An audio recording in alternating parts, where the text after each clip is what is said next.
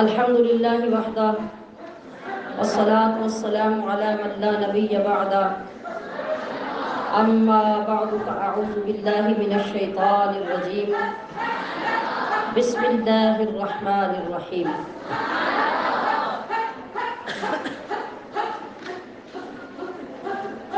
واستغفروا ربکم ثم توبوا الیہ ان ربی رحیم ودود وقال رسول اللہ صلی اللہ علیہ وسلم التائب حبیب اللہ صدق اللہ مولانا العظیم وبلغنا رسولہ النبی الکریم الامین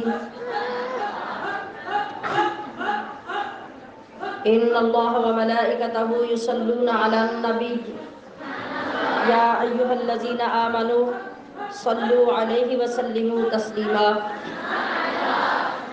الصلاة والسلام علیک یا سیدی یا رسول اللہ وعلی آلک واصحابک یا حبیب اللہ الصلاة والسلام علیک یا سیدی یا رسول اللہ وعلی آلک واصحابک یا حبیب اللہ الصلاة والسلام علیک یا سیدی یا رسول اللہ وعلی آلک واصحابک یا حبیب اللہ۔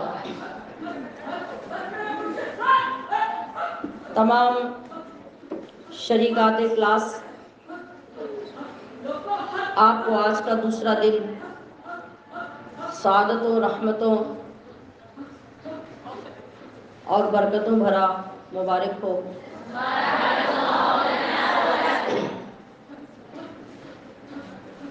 اللہ رب العزت کی توفیق سے ہم نے اپنے محبوب آقا مالک خشک و تر، امت کے راہبر، اللہ کے پیغمبر، صاحب انا اعطیناک الکوثر، رحمت عالمیہ اور صاحب قرآن، سید انسجام اور شفیع مجرمہ، جن کی کالی زلفوں پہ قربان ہوتے ہیں، وہ کالی زلفوں والے اور وہ سنہری جالیوں والے، محبوب آقا صلی اللہ علیہ وسلم کی ذات اقدس سے منسلک عظیم تر ماہ مبارک میں جو گھڑیاں ہمیں نصیب ہوئیں، اور ان گھڑیوں میں ہم نے اپنے محبوب آقا صلی اللہ علیہ وسلم کی مقدس عادات، مقدس معمولات کو سیکھنے کا قصد کیا۔ ہر دن میں اللہ کریم ہمیں اس میں برکت، عروج عطا فرمائے۔ میں نے کل آپ کے سامنے اشارہ کر دیا تھا کہ آج دوسرے لیکچر کا ہمارا موضوع توبہ سے متعلق ہوگا، تو ہم اپنے اس مخصوص جملے پر اپنے موضوع کو رکھیں گے جو ہم بڑی سادگی سے، اور بعض لوگ واقعی سچائی اور اخلاص کے ساتھ بولتے ہیں، یا اللہ میری سچی توبہ۔ اسی موضوع پہ ہم آج بات کریں گے، یا اللہ میری سچی توبہ۔ کیوں آج ہمیں اس کی ضرورت کیوں ہے؟ آج ہی کیوں ہے؟ پورا رمضان تو پڑا ہوا ہے، کر لیں گے نا توبہ؟ جی کر لیں گے؟ پھر آج کچھ اور بیان کر لیتے ہیں؟ نہیں؟ تو توبہ کی حیثیت پہلے سمجھنی ہے، پھر ہم نے آیت کے مطابق آگے بڑھنا ہے۔ میں نے جو الفاظ آپ کے سامنے پڑھے ہیں قرآن کریم میں سے سورہ ہود، اس کی آیت کریمہ پڑھی ہے، وَاسْتَغْفِرُوا رَبَّكُمْ ثم توبوا الیہ ان ربی رحیم ودود. پہلے اس کا ترجمہ سماعت فرما لیجیے تاکہ بات کی سمجھ آتی جائے. اور تم اے تمام لوگوں جنہیں میرے محبوب سے نسبت حاصل ہے، تم سب اپنے رب کے حضور استغفار کرو. لفظ میں نے کیا بولا؟ یہ سبق ہے آپ کی کلاس ہے. آپ نے ہر لفظ کو سننا بھی ہے، سیکھنا بھی ہے اور آئندہ بولنا بھی ہے. یہ جو ہم لفظ بولتے ہیں نا، استغفار استغفار، جی لفظ بولنے میں اس کا یہ مطلب ہے کہ ہم اللہ سے معافی مانگ رہے ہیں، اس کی بارگاہ میں نادم ہو کے جھک رہے ہیں. یہ لفظ استغفار نہیں ہوتا، یہ لفظ ہوتا ہے استغفار. آگے جب ہم پڑھتے ہیں نا اس وقت کہتے ہیں ہم استغفر اللہ استغفر اللہ استغفر اللہ. ہم پوچھتے ہیں بھی آپ کیا کر رہے ہیں تو آپ کہتے ہیں استغفار پڑھ رہے ہیں. اس وقت یہ نہیں کہنا، اس وقت کہنا ہے استغفار پڑھ رہے ہیں. بولیے ذرا، استغفار. کیا پڑھ رہے ہیں؟ استغفار. استغفار. اور جب پڑھ لیں تو کیا کہنا ہے؟ استغفر اللہ استغفر اللہ. ان دونوں میں یہ فرق یاد کر لیجئے. تو فاستغفروا یا واستغفروا یہ امر کا صیغہ ہے، حکم دیا جا رہا کہ تم سب اپنے رب کے حضور استغفار کرو. جب ہمیں یہ حکم ملے گا تو ہم کیا کہیں گے؟ استغفر اللہ الذی لا الہ الا هو الحی القیوم واتوب الیہ. یا تو یہ پڑھیں گے یا صرف یوں پڑھیں گے استغفر اللہ ربی من کل ذنب واتوب الیہ. یہاں بھی میں نے جو کلمہ پڑھا میں نے استغفر اللہ کا لفظ الگ بولا اور واتوب کا لفظ الگ بولا. سنا آپ نے؟ یہ جو میں نے آپ کے سامنے قرآن کریم کی آیت رکھی اس میں بھی میں نے کہا واستغفروا ربکم، تم سب اپنے رب کے حضور استغفار کرو. ثم توبوا الیہ، پھر اس کی طرف توبہ کرو. اب میں نے کیا کہا؟ توبہ کرو. پہلے کیا کہا تھا؟ تو ہم تو یہ دونوں چیزیں ایک ہی معنی میں بولتے ہیں. ہم استغفار کرو استغفر اللہ، اس کو ہم توبہ کہتے ہیں. توبہ استغفار یہ ہمارا خاص ڈائلیکٹ ہے. توبہ استغفار یہ تو خیر ہماری اپنی لینگویج کے وضع کردہ لفظ ہے نا، غلط سلط کر لیتے ہیں. لیکن مقصد ہمارا یہ ہوتا ہے کہ جو توبہ ہے وہ استغفار ہے، جو استغفار ہے وہ توبہ ہے. آج میں آپ کو یہ بتانے لگی ہوں کہ توبہ کیا ہے اور استغفار کیا ہے. اس کے لیے نئی بات ہوگی، ایکٹیو رہنا، ایکٹیو فوراً مجھے ریپلائی کرنا ہے. کس کس کے لیے نئی بات ہوگی کہ توبہ اور ہے استغفار اور ہے؟ یعنی میکسیمم لوگوں کے لیے یہ نئی بات ہوگی. پھر مجھے لگتا ہے کہ آپ اتنی ہی دلچسپی سے سنیں گے. آگے کیا ہے؟ ثم توبوا الیہ، پھر اس کی طرف توبہ کرو. ان ربی رحیم ودود، اس لیے استغفار کرو، اس لیے توبہ کرو کہ میرا رب تحقیق بے شک بلا مبالغہ یقیناً میرا رب بڑا ہی رحم کرنے والا اور بڑی محبتیں کرنے والا ہے. بڑی محبتیں کرنے والا اور بڑا رحم کرنے والا. تو آگے جو دو لفظ میں نے بیان کیے، نبی کریم صلی اللہ علیہ وسلم کا فرمان یعنی حدیث پاک کے الفاظ اسی سے ریلیٹڈ آپ کی خدمت میں پیش کیے. اس میں ارشاد کیا ہوا؟ التائب حبیب اللہ. التائب، بولے بولے برکت سے بولیں تاکہ برکت کے ساتھ یاد ہو جائے. التائب حبیب اللہ. ترجمہ سنیں گے تو کھل اٹھیں گے. توبہ کرنے والا اللہ کا محبوب بن جاتا ہے. خوشی ہوئی کہ نہیں؟ ہاں. التائب حبیب اللہ، توبہ کرنے والا اللہ کا دوست بن جاتا ہے. تو ہم نے کوئی قیمتی چیز لائی، ہمیں اس کے لیے برتن چاہیے، ڈالنے کے لیے، سنبھالنے کے لیے، سیو کرنے کے لیے یا کھانے کے لیے برتن ہی چاہیے ہوگا۔ ان میں سے کوئی بھی کام کریں گے تو برتن ہی چاہیے ہوگا۔ تو آپ کچن میں جا کے جلا سڑا پتیلا، گندا جگ، کوئی گندا گلاس اٹھا کے اس میں وہ قیمتی کھانے والی چیز، پینے والی چیز ڈال لیں گے؟ کیا مسئلہ ہے آپ کو؟ کیوں نہیں ڈالیں گے؟ گندا کیا ہے؟ مطلب آپ نے ہی اس میں کچھ نہ کچھ کھایا ہوگا نا بھائی، تو آپ اسی میں اور بھی کچھ ڈال کے کھا لیں۔ طبیعت نہیں مانتی نا۔ میٹھی چیز والے برتن میں نمکین چیز ڈال کے تھوڑی سی لوگ کھاتے ہیں، اسی طرح سالن والی پلیٹ میں زردہ ڈال کے بہت تھوڑے لوگ کھاتے ہیں۔ تو وہاں ہماری نفاست بیدار ہو جاتی ہے۔ ہم اپنے ہاتھوں سے خریدی ہوئی تھوڑی سی قیمتی چیز ڈالنے کے لیے صاف یا نئے برتن کا اہتمام کرتے ہیں۔ کسی گندے برتن میں، استعمال شدہ برتن میں ہم وہ چیز ڈالنا پسند نہیں کرتے۔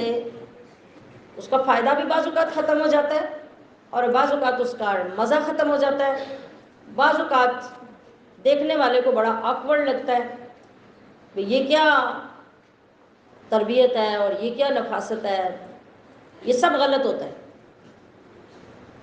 کائنات میں مہنگی سے مہنگی چیزوں سے مہنگی ترین چیز اللہ کی توجہ اور اس کی رحمت ہے۔ ہمارا یہ اہتمام اس کورس کا اپنے آپ کو اس کے لیے تیار کرنا ہے، یعنی ہم نے اپنے دلوں میں اس کو داخل کرنا ہے۔ ذرا نظر جھکائیے، دیکھیے یہ برتن جس میں ہم نے انتہائی قیمتی چیز کو ڈالنا ہے، یہ صاف ہے؟ صاف ہے؟ لگے صاف؟ جس جس کو لگے وہ ہاتھ کھڑے کر دے۔ صاف لگے؟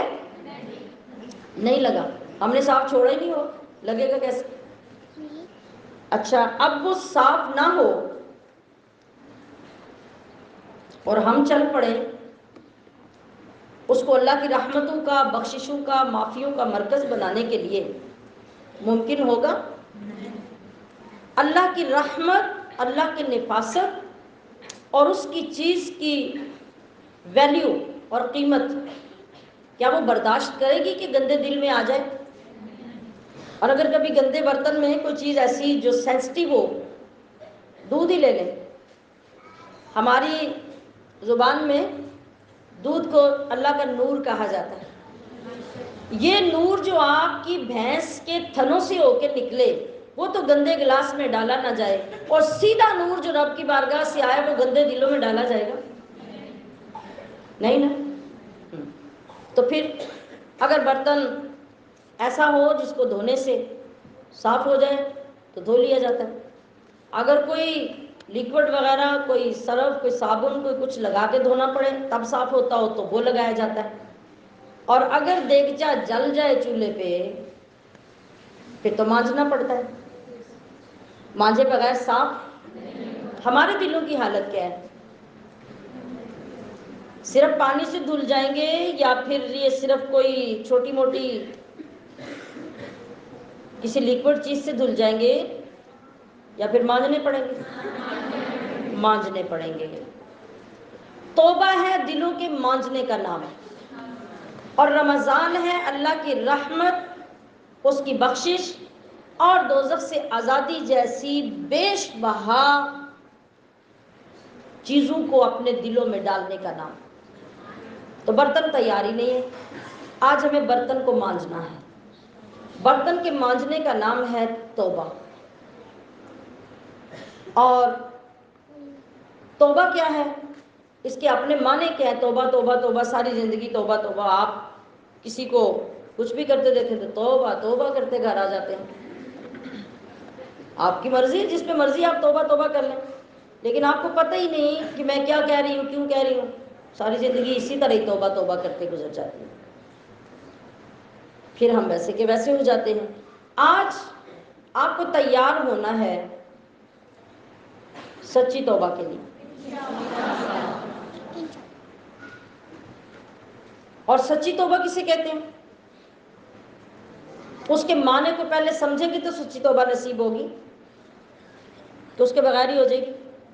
ہاں، ہم نے اللہ کے حضور اپنے آپ کو پیش کرنا ہے اور سچائی کے ساتھ۔ اب میں نے وہ آپ کو لا کے نہیں دینی سچائی، سچائی اور جھوٹ دونوں آپ کے اندر ہیں۔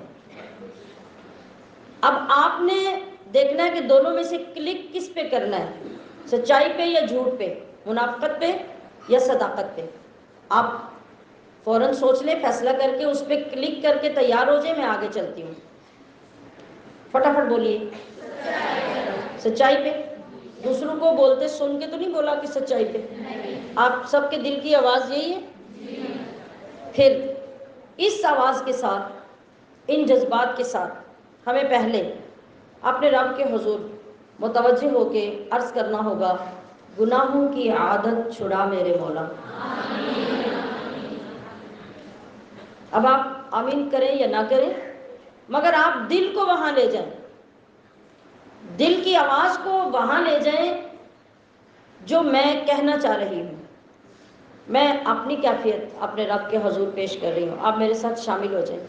اگر آپ یہ چاہیں کہ واقعی ہماری ایسی حالت ہے کہ ہمیں بھی یہ عرض کرنا ہے، تو پھر الفاظ کے ساتھ ساتھ اندر کی حالت کو چیک کرتے جائیں، سچائی کتنی باہر آ رہی ہے۔ گناہوں کی عادت چھڑا میرے مولا، مجھے نیک انسان بنا میرے مولا، اور میری سابقہ ہر خطا میرے مولا، جو کچھ بھی پیچھے میں نے ظلم کر لیے، نافرمانیاں کر لی، گناہ کر لیے، لوگوں کے دل دکھا لیے، تیری نافرمانیاں کر لی، تو میری سابقہ ہر خطا میرے مولا، تو رحمت سے اپنی مٹا میرے مولا، تو رحمت سے اپنی مٹا میرے مولا، تو قدرت سے اپنی بدل نیکیوں سے، تو قدرت سے اپنی بدل نیکیوں سے ہر ایک میری لغزش خطا میرے مولا۔ اور اے اللہ، میرا دل کرتا ہے ہو قدموں میں سرکار کے جب میرا سر، ہو قدموں میں سرکار کے جب میرا سر، تو ایمان پہ اس دم اٹھا میرے مولا۔ موت آ جائے، جان نکل جائے، روح پرواز کر جائے، اب اس کے بعد کون سا مقام معراج ہوگا جس کے لیے مجھے جینا ہوگا؟ نہیں، اس کے بعد مجھے جینا نہیں۔ مولا، ہو قدموں میں سرکار کے جب میرا سر، تو ایمان پہ اس دم اٹھا میرے مولا۔ تجھے تو خبر ہے کہ ہر ایک اپنا جذبہ پیش کرے یہاں، تجھے تو خبر ہے میں کتنی بری ہوں، کوئی نہیں جانتا، میرے دائیں بائیں والا، میرے جاننے والے مجھے نہیں جانتے، بس تو جانتا ہے۔ تجھے تو خبر ہے میں کتنی بری ہوں، تو عیبوں کو میرے چھپا میرے مولا۔ تجھے واسطہ تیری رحمت کا یا رب، تجھے واسطہ تیری رحمت کا یا رب، جہنم سے مجھ کو بچا میرے مولا۔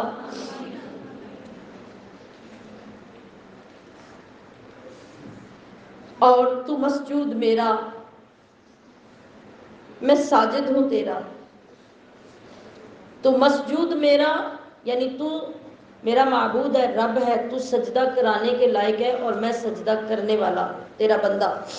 تو مسجود میرا، میں ساجد ہوں تیرا، تو مالک میں بندہ تیرا میرے مولا۔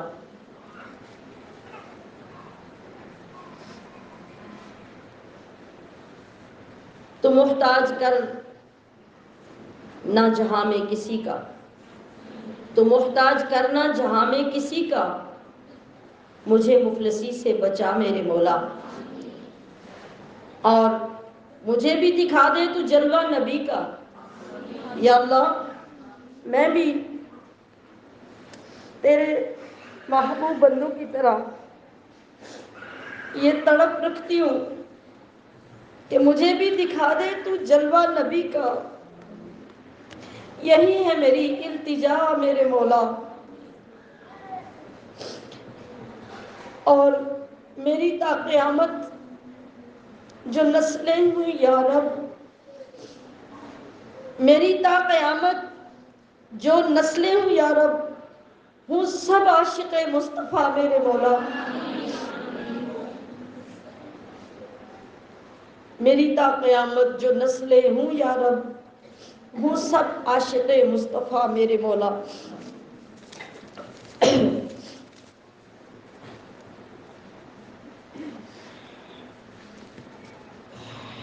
تمام طالبات ہدایت اسلام جو حدیث پاک اور آیت مبارک میں نے پڑھی ہے، اس کا ترجمہ تو میں نے آپ کو سنایا۔ اب اس لفظ کی طرف آئیے، استغفار کیا ہے اور توبہ کیا ہے۔ پہلے اللہ پاک نے قرآن کریم میں استغفار کا ذکر کیا، بعد میں توبہ کا۔ آج آنکھوں کو تیار رکھیں، جس پانی سے آپ کا برتن دھلنا ہے وہ ان آنکھوں سے نکلنا ہے، اسی پانی نے آپ کے دل کو مانج کے صاف کرنا ہے۔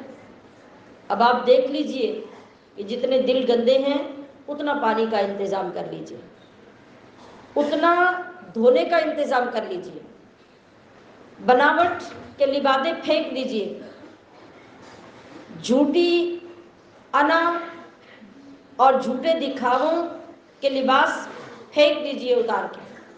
بس یہ سمجھ لیجئے کہ اس وقت آپ اور آپ کے رب کے درمیان کوئی نہیں، اور اس سے بڑھ کر کوئی وقت ایسا آپ کو نہیں ملے گا جس میں آپ سچائی کے ساتھ سرنڈر کر دیں اپنے رب کے آگے اور سچے وعدے کر لیں کہ یا اللہ بس آج تو دیکھ لے ہماری طرف، اس کے بعد آج کی برکت سے وہ توبہ کریں گے کہ تیری رحمت کو بھی رشک آ جائے۔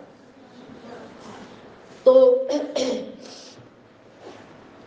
اس آیت سے سب سے پہلے یہ بات سمجھ لیں، یہ پتہ چلا کہ استغفار اور چیز ہے، توبہ اور چیز ہے۔ استغفار کیا ہے؟ کہا وَاسْتَغْفِرُوا رَبَّكُمْ، اب تم اپنے رب کے حضور استغفار کرو، جب استغفار کر لو ثم، پھر اس کے بعد کیا کرو؟ توبہ کرو۔ کلیئر ہو گیا نا جملہ؟ پھر اس کی بارگاہ میں توبہ کرو۔ تو پتہ چلا کہ استغفار توبہ نہیں ہے بلکہ توبہ تک جانے کا راستہ ہے۔ استغفار کے ذریعے آپ نے توبہ کے مقام پہ پہنچنا ہے، اور وہاں پہنچ کے پھر توبہ کرنی ہے، وہ ایک اور چیز ہے۔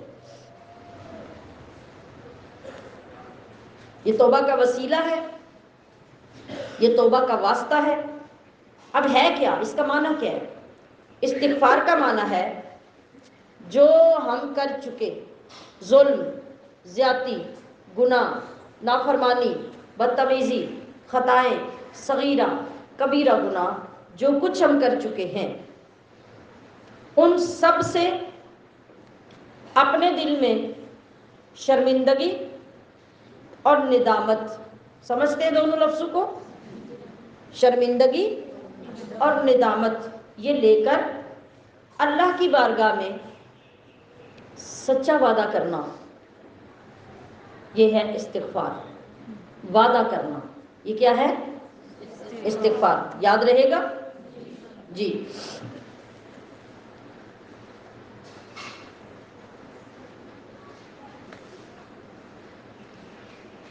اور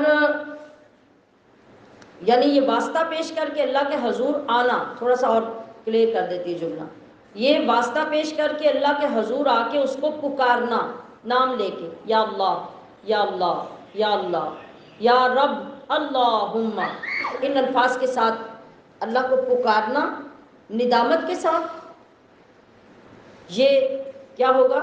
اتنا استغفار ہوگا. اور ندامت شرمندگی کے ساتھ پکا وعدہ کرنا، عہد کرنا اللہ سے کہ آئندہ نہیں کروں گا، یہ توبہ ہوگی. اچھا، اب کتنی پکی توبہ جو قابل قبول ہے، کتنی سچی توبہ، اس کا معیار کیا ہے؟ کبھی بھینس کا، بکری کا دودھ نکالا، نکلتے دیکھا؟ جو خواتین بیٹھی ہیں ان میں سے تو بہت سی خواتین دودھ نکالتی بھی ہوں گی. اور آپ ینگ جنریشن میں اگر کوئی ایسا نہیں کرتا تو دودھ نکلتا دیکھا؟ کبھی ایسا ہوا کہ دودھ فالتو ہو جائے، ضرورت نہ ہو، تو آپ کی امی یا ابو وہ دودھ اٹھا کے واپس تھان میں ڈال دیں؟ کیوں؟ بھائی سنبھالا رہے گا نا. کیوں نہیں ڈالتے؟ جا ہی نہیں سکتا. کوئی ٹیکنالوجی، کوئی مشینری، کوئی آلہ نہ آج تک کوئی ایجاد کر سکا اور نہ قیامت تک کوئی کر سکے گا کہ تھن سے نکلا دودھ واپس چلا جائے. کتنا ناممکن ہے.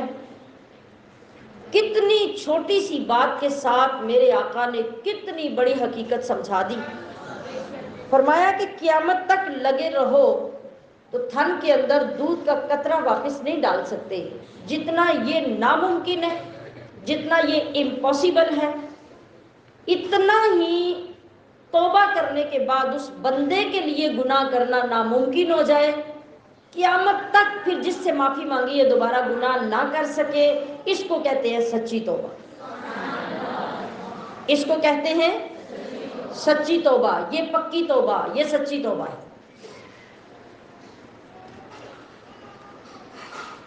اور آیت کے اندر یہ کہا گیا وَاسْتَغْفِرُوا، ٹھیک ہے بھائی، بخشش مانگو مانگو، مانگنے لگ گئے. اتنا ہی کہہ دینا کافی تھا، سمجھ آ جاتی ہے نا اتنی بات سے.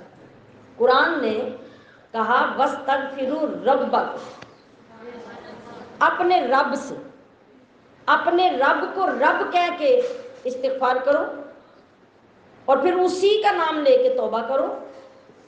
پھر تمہیں پتہ چلے گا توبہ کیا چیز ہوتی ہے، اللہ کے ہاں سے تمہیں رسپانس کیا ملتا ہے اس کا. ایسا کیوں کہا؟ بندہ بڑا ہو یا چھوٹا، بچہ ہو یا جوان بچہ، جو ماں کا بچہ ہے وہ بے شک خود صاحب اولاد ہی کیوں نہ ہو جائے، ماں کے لیے بچہ ہے نا، بیٹا ہے اس کا یا بیٹی ہے. جب اس سے گناہ ہوتا ہے، اس سے گناہ کوئی کسی استاد کا بھی ہو سکتا ہے، محلے کے کسی ساتھی کا بھی ہو سکتا ہے، کسی رشتہ دار سے بھی زیادتی ہو سکتی ہے، اور ماں باپ سے بھی ہو سکتی ہے. لیکن جو معافی مانگنے کا اس کا طریقہ ماں باپ کے سامنے ہوتا ہے، وہ خود پوتے پوتیوں والا ہو جائے، اور جب ماں باپ کے سامنے اسے ان کی قدر کی سمجھ آ جاتی ہے اور ان کے سامنے جھکتا ہے نا، تو وہ یہ نہیں دیکھتا کہ میں خود بیٹوں والا پوتوں والا ہوں، بلکہ وہ کیا کرتا ہے، وہ جا کے سیدھا باپ اور ماں کے گھٹنے پکڑ کے چیخ چیخ کے اور منت و سماجت کے ساتھ کہتا ہے ماں مجھے معاف کر دے، ابا مجھے معاف کر دے. جب اس کے دل کی گہرائیوں سے ماں کا لفظ نکلتا ہے تو اس نے ظلم کے پہاڑ توڑے ہوئے ہوں نا، ماں فوراً اسے سینے سے لگا دیتا اور باپ بھی اسے معاف کر دیتا ہے. باپ یہ سمجھتا ہے کہ یہ جو لفظ مجھے کہہ رہا ہے، باپ پوری کائنات میں یہ چلا جائے، باغی ہو جائے، سرکش ہو جائے، محبت کرنے لگ جائے، کچھ بھی کر جائے، میرے سوا پوری کائنات میں اس کا باپ کوئی نہیں. ماں بھی یہ سمجھتی ہے کہ میرے سوا اس کی ماں کائنات میں کوئی نہیں. تو وہ جس سچائی کے ساتھ پھر معافی مانگتا ہے، اس وقت پھر باپ کی آنکھوں سے بھی آنسو نکل آتے ہیں، ماں کی آنکھوں سے بھی آنسو نکل آتے ہیں. کبھی دیکھا کسی اولاد کو معافی مانگتے؟ سچی معافی دیکھا کبھی؟ اگر نہیں دیکھا تو دیکھیے گا. بڑے کو نہیں دیکھا تو چھوٹے بچوں کو تو دیکھا ہوگا نا. ماں جب مارتی ہے نا بچے کو، منع کرتی ہے کہ آج کے بعد تو نے یہ چیز نہیں کھانی، یہ چیز نہیں کھانی. بچہ نہیں مانتا، وہ پھر کرتا ہے، پھر غلط کام کرتا ہے، ماں پھر اسے مارتی ہے. ماں جب مارتی ہے تو بچہ چیختا ہوا باہر نہیں بھاگتا، وہ روتا جاتا ہے، چیختا جاتا ہے، مار کھاتا جاتا ہے، ماں کی ٹانگوں کے ساتھ لپٹتا جاتا ہے۔ اور تھوڑی سی سمجھ بوجھ والا اگر ہوتا ہے تو مار بھی کھاتا جاتا ہے، پھر ہاتھ جوڑ کے معافی مانگتا ہے، امی مجھے معاف کر دے، امی آج کے بعد نہیں کروں گا، مجھے معاف کر دے۔ یہ ہوتی ہے سچی توبہ۔ اس وقت کون سی سنگ دل ماں ہوتی ہے جو معاف نہیں کرتی؟ ہوتی ہے کوئی؟ نہیں۔ تو رب خود فرمایا کہ یہ جو تیری ماں جس کی محبتوں پہ تجھے اتنے دعوے ہیں اور اس کے برابر تیرے ساتھ کوئی محبت کرتا نہیں ہے، یہ صرف ایک ماں ہے اور اسے بنانے والا بھی میں ہوں۔ اس کے اندر جو تیری یہ شفقت اور محبت ڈالی ہے وہ بھی میں نہیں ڈالی ہے۔ تو میں رب ہوں جس نے تجھے بنایا ہے، دست قدرت سے بنایا ہے۔ تو ماں آپ کو دست قدرت سے نہیں بناتی، اللہ کے حکم سے مخصوص پروسیس کے ساتھ۔ ماں تو پابند ہے اللہ کے حکم کی، وہ 9 مہینے آپ کو پیٹ میں لے کے پھرتی ہے، کیئر کرتی ہے، علاج کرواتی ہے، تکلیف برداشت کرتی ہے، اور اللہ کی قدرت سے بچہ اپنے وقت میں پیدا ہو جاتا ہے۔ ماں بناتی تو نہیں نا، اور رب نے بنایا۔ اور جب ماں کچھ بنا لیتی ہے نا، پھر گھر بار کی سختی آ جاتی ہے۔ وہ اپنی بنائی ہوئی چیز کو ہاتھ نہیں لگانے دیتی، اس کے ساتھ زیادتی برداشت نہیں کرتی، چاہے اس نے اپنے دوپٹے کا ایک پھول ہی کیوں نہ بنایا ہوا ہو، ہے کہ نہیں؟ وہ چیخ چیخ کے بتاتی ہے کہ تجھے یہ قدر نہیں کہ تیری ماں نے ایک ایک ٹانکا لگا کے تیرے لیے یہ چیز بنائی، سلائی کی، تیرے لیے فلاں کھانا بنایا، میں نے اپنے ہاتھوں سے دن رات ایک کر کے تیرے لیے اتنی محنت کی۔ کتنی بار ماں جتاتی ہے؟ جب بچہ بدتمیزی کرتا ہے ماں جتاتی ہے، جب بچہ بدتمیزی کرتا ہے، اس نے وہ چھوٹی چھوٹی چیزیں بنائی ہوتی ہیں اور ان کے ساتھ زیادتی اس سے برداشت نہیں ہوتی۔ تو مجھے اور آپ سب کو تو رب نے اپنے دستے قدرت سے بنایا ہے، پھر سوچئے کہ اس رب کو یہ برداشت ہوتا ہے کہ ہمارے ساتھ زیادتی ہو؟ کیا اس رب سے یہ برداشت ہوگا کہ ہم آگ میں جا کے جل کے کوئلے بن جائیں؟ اور جب ہم اس رب کی رحمت کے دامن سے لپٹ کر یہ کہیں گے، یا اللہ، یا رب، اے میرے کریم مالک، تو مجھے معاف کر دے، تو مجھے معاف کر دے، میں سچی توبہ کرتی ہوں، میں تجھ سے معافی مانگتی ہوں، بتائیے اس کی رب کی رحمت کتنے جوش میں آئے گی۔ اور جب وہ رحمت جوش میں آئے گی تو پھر یہ رحمت ہمیں کس شان کے ساتھ ملے گی؟ اگر آپ کی توبہ سچی ہے، آپ کون بن گئے؟ التائب حبیب اللہ۔ بندوں میں تو آپ کو کوئی منہ نہیں لگاتا، کوئی بات نہیں کرتا، آپ کے برے اعمال کی وجہ سے، آپ کے برے کردار کی وجہ سے، آپ کے بد افعال کی وجہ سے، مگر جب آپ نے رب سے تعلق جوڑا توبہ کا اور رب نے اسے قبول کیا تو کہا وہ وقت گئے جب تو میرا نافرمان بندہ تھا، اب میں نے صرف تجھے برداشت نہیں کیا، تجھے اپنا محبوب بنا دیا۔ سچی توبہ جو ہے وہ انسان کے سارے گناہ دھو ڈالتی ہے۔ کیا کرتی ہے؟ دھو ڈالتی ہے۔ لیکن اب یہ دیکھنا ہے کہ وہ جب توبہ ہمارے گناہوں کو دھو ڈالتی ہے تو اس کی کیفیت کیا ہوتی ہے؟ نبی کریم صلی اللہ علیہ وسلم نے فرمایا، والذی نفسی بیدہ، مجھے قسم ہے اس ذات اقدس کی جس کے قبضہ قدرت میں میری، یعنی رسول اللہ فرما رہے ہیں، میری جان ہے، لو اخطأتم حتی تملا خطایاکم ما بین السماء والارض، لوگوں تم اتنے گناہ کر لو، اتنے گناہ کر لو کہ زمین سے لے کے آسمان تک یہ جو تمہیں گیپ نظر آ رہا ہے یہ سارا تمہارے گناہوں سے بھر جائے۔ یعنی ایک چیز ڈیمپ کرنے والی ہو، ڈھیر لگانے والی ہو تو اتنا ڈھیر لگے گا کہ یہاں سے لے کے آسمان تک وہ بھر جائے گی ساری جگہ۔ اتنے گناہ بھی اگر تم نے کر لیے، پھر کیا ہوا؟ ثم استغفرتم، پھر تم اس کے بعد استغفار کرو، پھر تمہیں خیال آ گیا کہ میرا کوئی رب ہے، تم استغفار کرو. کس سے؟ اللہ سے. لا غفر لکم، لا یہ جو لا ہے یہ یقین کا لا ہے، یہ تاکید کا لا ہے کہ سمپل بات نہ سمجھنا. لا غفر لکم پکی بات ہے، حقیقی بات ہے کہ رب تمہارے سارے گناہ معاف کر دے. لیکن میں نے شروع میں کیا کہا کہ یا اللہ میری سچی توبہ. ایسا کہنے سے ساری توبہ نہیں ہوگی. یہ ہمارے انداز ہیں، ڈائلاگ ہے. ہمیں پہلے سیکھنا ہوگا کہ توبہ ہوتی کیسے ہے. اور یہ تو آپ نے سمجھ لیا کہ جب تک توبہ نے ہمارے دل کے برتن کو صاف نہیں کرنا، اس کورس کا، اس کے بعد کی تیاری کا اور رمضان کے ہر دن اور ہر رات کا ہمیں وہ فیض نہیں ملنے والا جس کے لیے ہم محنت کر رہے ہیں. اس لیے آج کے دن میں توبہ پر گفتگو ہمارے لیے ضروری ہے. آج کے دن اپنے برتن کو مانجنا ہمارے لیے ضروری ہے. اب یہ آپ پہ ڈیپینڈ کرتا ہے کہ جب آپ اٹھتے ہیں تو کتنا مانج کے اٹھتے ہیں اور کتنا گندا چھوڑ کے اٹھ جاتے ہیں. یا پھر کوئی بھینس آپ نے ایسی رکھی ہوئی ہے کہ جہاں سے دودھ نکلے گا تو آپ اس کو واپس ڈال دیں گے تو کام بنتا رہے گا. تو پھر توبہ کا راستہ ایک ہی ہے جو راستہ گائے اور بھینس کے تھن کا راستہ ہے.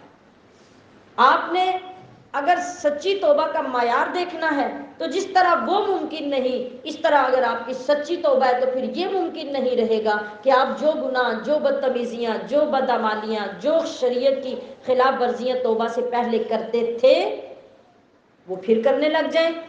تو اس کا یہ مطلب ہوگا کہ آپ اتنے طاقتور ہو گئے ہیں کہ آپ نے دودھ تھن میں ڈال لیا ہے. اور اگر آپ نے مانا کہ نہیں ڈال سکتا تو پھر توبہ کا تقاضا یہ ہوگا کہ پلٹ کر موت آ جائے گی وہ گناہ دوبارہ. ہاں یہ نہیں کہ آپ کوئی بڑے نورانی بن جائیں گے اور بڑے پاورفل بن جائیں گے، نہیں. قدم قدم پہ شیطان، نفس، دنیا کی خوبصورتیاں، یہ سب آپ کے راستے میں آ کے کھڑی ہوں گی. وہ آپ کو پھر بہکائیں گی کہ خیر ہے ایک دفعہ پھر کر لو، پھر توبہ کر لینا، پھر کر لو، پھر توبہ کر لینا. اللہ تو قبول کرے گا مگر آپ کی سچائی تو ٹوٹ گئی نا. اب وہاں پھر شیطان سے جنگ شروع ہو جائے گی، پھر نفس سے جنگ شروع ہو جائے گی. آپ کا کیا کام ہوگا؟ آپ کا کام یہ ہوگا کہ جب توبہ ٹوٹنے لگے، شیطان حاوی ہونے لگے، نفس غالب آنے لگے، فوراً سوچ لیجئے کہ میں نے تو پکی توبہ کی ہے. جب آپ یہ کر کے اپنے اندر کپ کپی محسوس کریں، آپ کے اندر ڈر لگے کہ میری کمٹمنٹ کسی بندے سے نہیں ہوئی، بندوں کے خالق سے ہو چکی ہے، تو میں اتنی جرت کیسے کر سکتی ہوں کہ میں پھر سے وہ گناہ کروں. بس آپ کے حقیقت سے یہ سوچ کر ڈرنے کی دیر ہوگی رب آپ کو گناہ سے بچا لے. یہ پکی بات. لیکن اگر آپ نے موقع کو غنیمت جانا اور نفس کے اور شیطان کے دھوکے میں آ کے کہا کہ چلو ابھی تو خیر ہے پھر توبہ کر لیں گے، معافی مانگ لیں گے، وہ توبہ پھر توبہ نہیں ہوگی. وہ ٹوٹتی رہے گی، ٹوٹتی رہے گی، ٹوٹتی رہے گی. کوشش کرنا آپ کا کام ہوگا، اس کو پورا کرنا اللہ کی ذمہ داری ہوگی. تو اب جو توبہ ہوتی ہے، جس طرح کے بندے ہوتے ہیں ان کی توبہ بھی ویسی ہوتی ہے. بندے سارے برابر ہوتے ہیں؟ ہاں یا نہ؟ برابر ہوتے ہیں؟ علم میں، عمل میں، تقوی میں، طہارت میں، گناہ میں، خطاؤں میں برابر ہوتے ہیں؟ نہیں. تو پھر توبہ بھی تو برابر نہیں ہوگی نا. توبہ کا درجہ بھی بندوں کے مطابق ہوگا. مثلا کچھ لوگ ہیں، عام لوگ ہیں، پبلک، ان کی توبہ کیا ہوگی؟ ان کی توبہ ہوگی کہ جو گناہ ان کو پتہ چل گئے کہ یہ گناہ تھے. مثلا آپ کو یہ پتہ نہیں تھا کہ نماز کا کتنا گناہ ہے، کسی عالم کی صحبت میں بیٹھے اس نے آپ کو ڈیٹیل میں بتا دیا کہ اس کا اتنا گناہ اور اتنا ظلم تھا. آپ کو خوف آیا، ڈر لگا، آپ نے سچی توبہ کر لی اور کبھی نماز چھوڑی نہیں. یہ آپ کی توبہ، عام بندوں کی توبہ ہو گئی. اسی طرح باقی گناہ کو دیکھ لیجئے. ماں باپ کی نافرمانی کی، پہلے نہیں پتا تھا، پتہ چل گیا کہ ماں باپ کا رتبہ کیا ہے، توبہ کی اور اس کے بعد کبھی نافرمانی نہیں کی، یہ آپ کے عمل کی توبہ ہو گئی۔ پھر دوسری قسم ہے خاصوں کی توبہ۔ کس کی؟ خاصوں کی توبہ۔ عام بندے کے لیے حکم ہے کہ وہ حرام کام نہ کرے،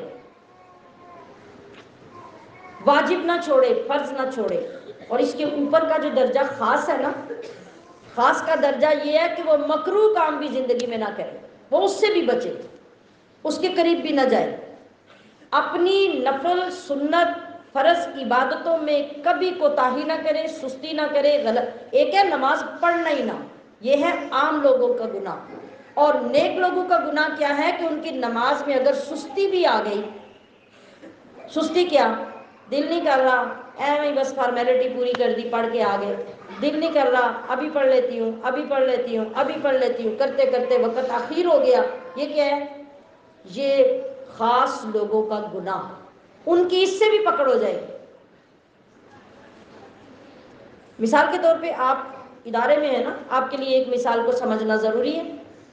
آپ اسٹوڈنٹ ہیں، آپ کے پڑھانے والے کچھ ٹیچرز بھی ہوتے ہیں، ایک ہی جگہ پہ آتے ہیں ادارے میں، ایک ہی وقت ہوتا ہے سب کے آنے کا۔ آپ کلاس سے چھٹی کریں، آپ کی پوچھ گچھ کیسی ہوگی اور جو استاد کرے گا اس کی کیسی ہوگی؟ استاد کی تھوڑی سی دیر، تھوڑی سی غلطی عمل کی، تربیت کی، تاخیر کرنے کی، وہ زیادہ قابل گرفت ہے۔ کیوں؟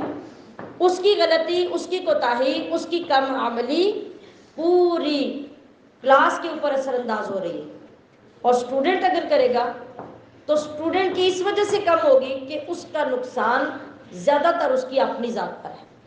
فرق آ گیا نا؟ درجے کا فرق سمجھا آپ نے کہ نہیں؟ یہ میں نے عام سی مثال دی ہے، اس کے لیے بہت سی مثالیں اور بھی ہیں۔ ایک عام بندہ ہے، ایک خاص بندہ ہے، ایک دنیا دار ہے، ایک نیک پرہیزگار بندہ ہے، تو دونوں کی توبہ کا طریقہ اور دونوں کی پکڑ اپنے اپنے مطابق ہو۔ نیک بندے کو اللہ نفل چھوڑنے پہ بھی پکڑ لے گا، اور عام بندہ جو ہے وہ غیر موقدہ سنتیں بھی نہ پڑھے، نفل بھی نہ پڑھے، وہ صرف موقدہ سنتیں اور فرض پڑھ لے، اللہ اس سے اتنے پہ بھی راضی ہو جائے گا، چلو کر تو رہا ہے نا کچھ۔ پکڑ میں فرق آ گیا نا؟ اور جس نے دعویٰ کیا تھا کہ میں نیک ہوں، میں پرہیزگار ہوں، میں لوگوں سے اوپر کے درجے پہ ہوں، تو پھر پورے کرے نا تقاضے اس کے۔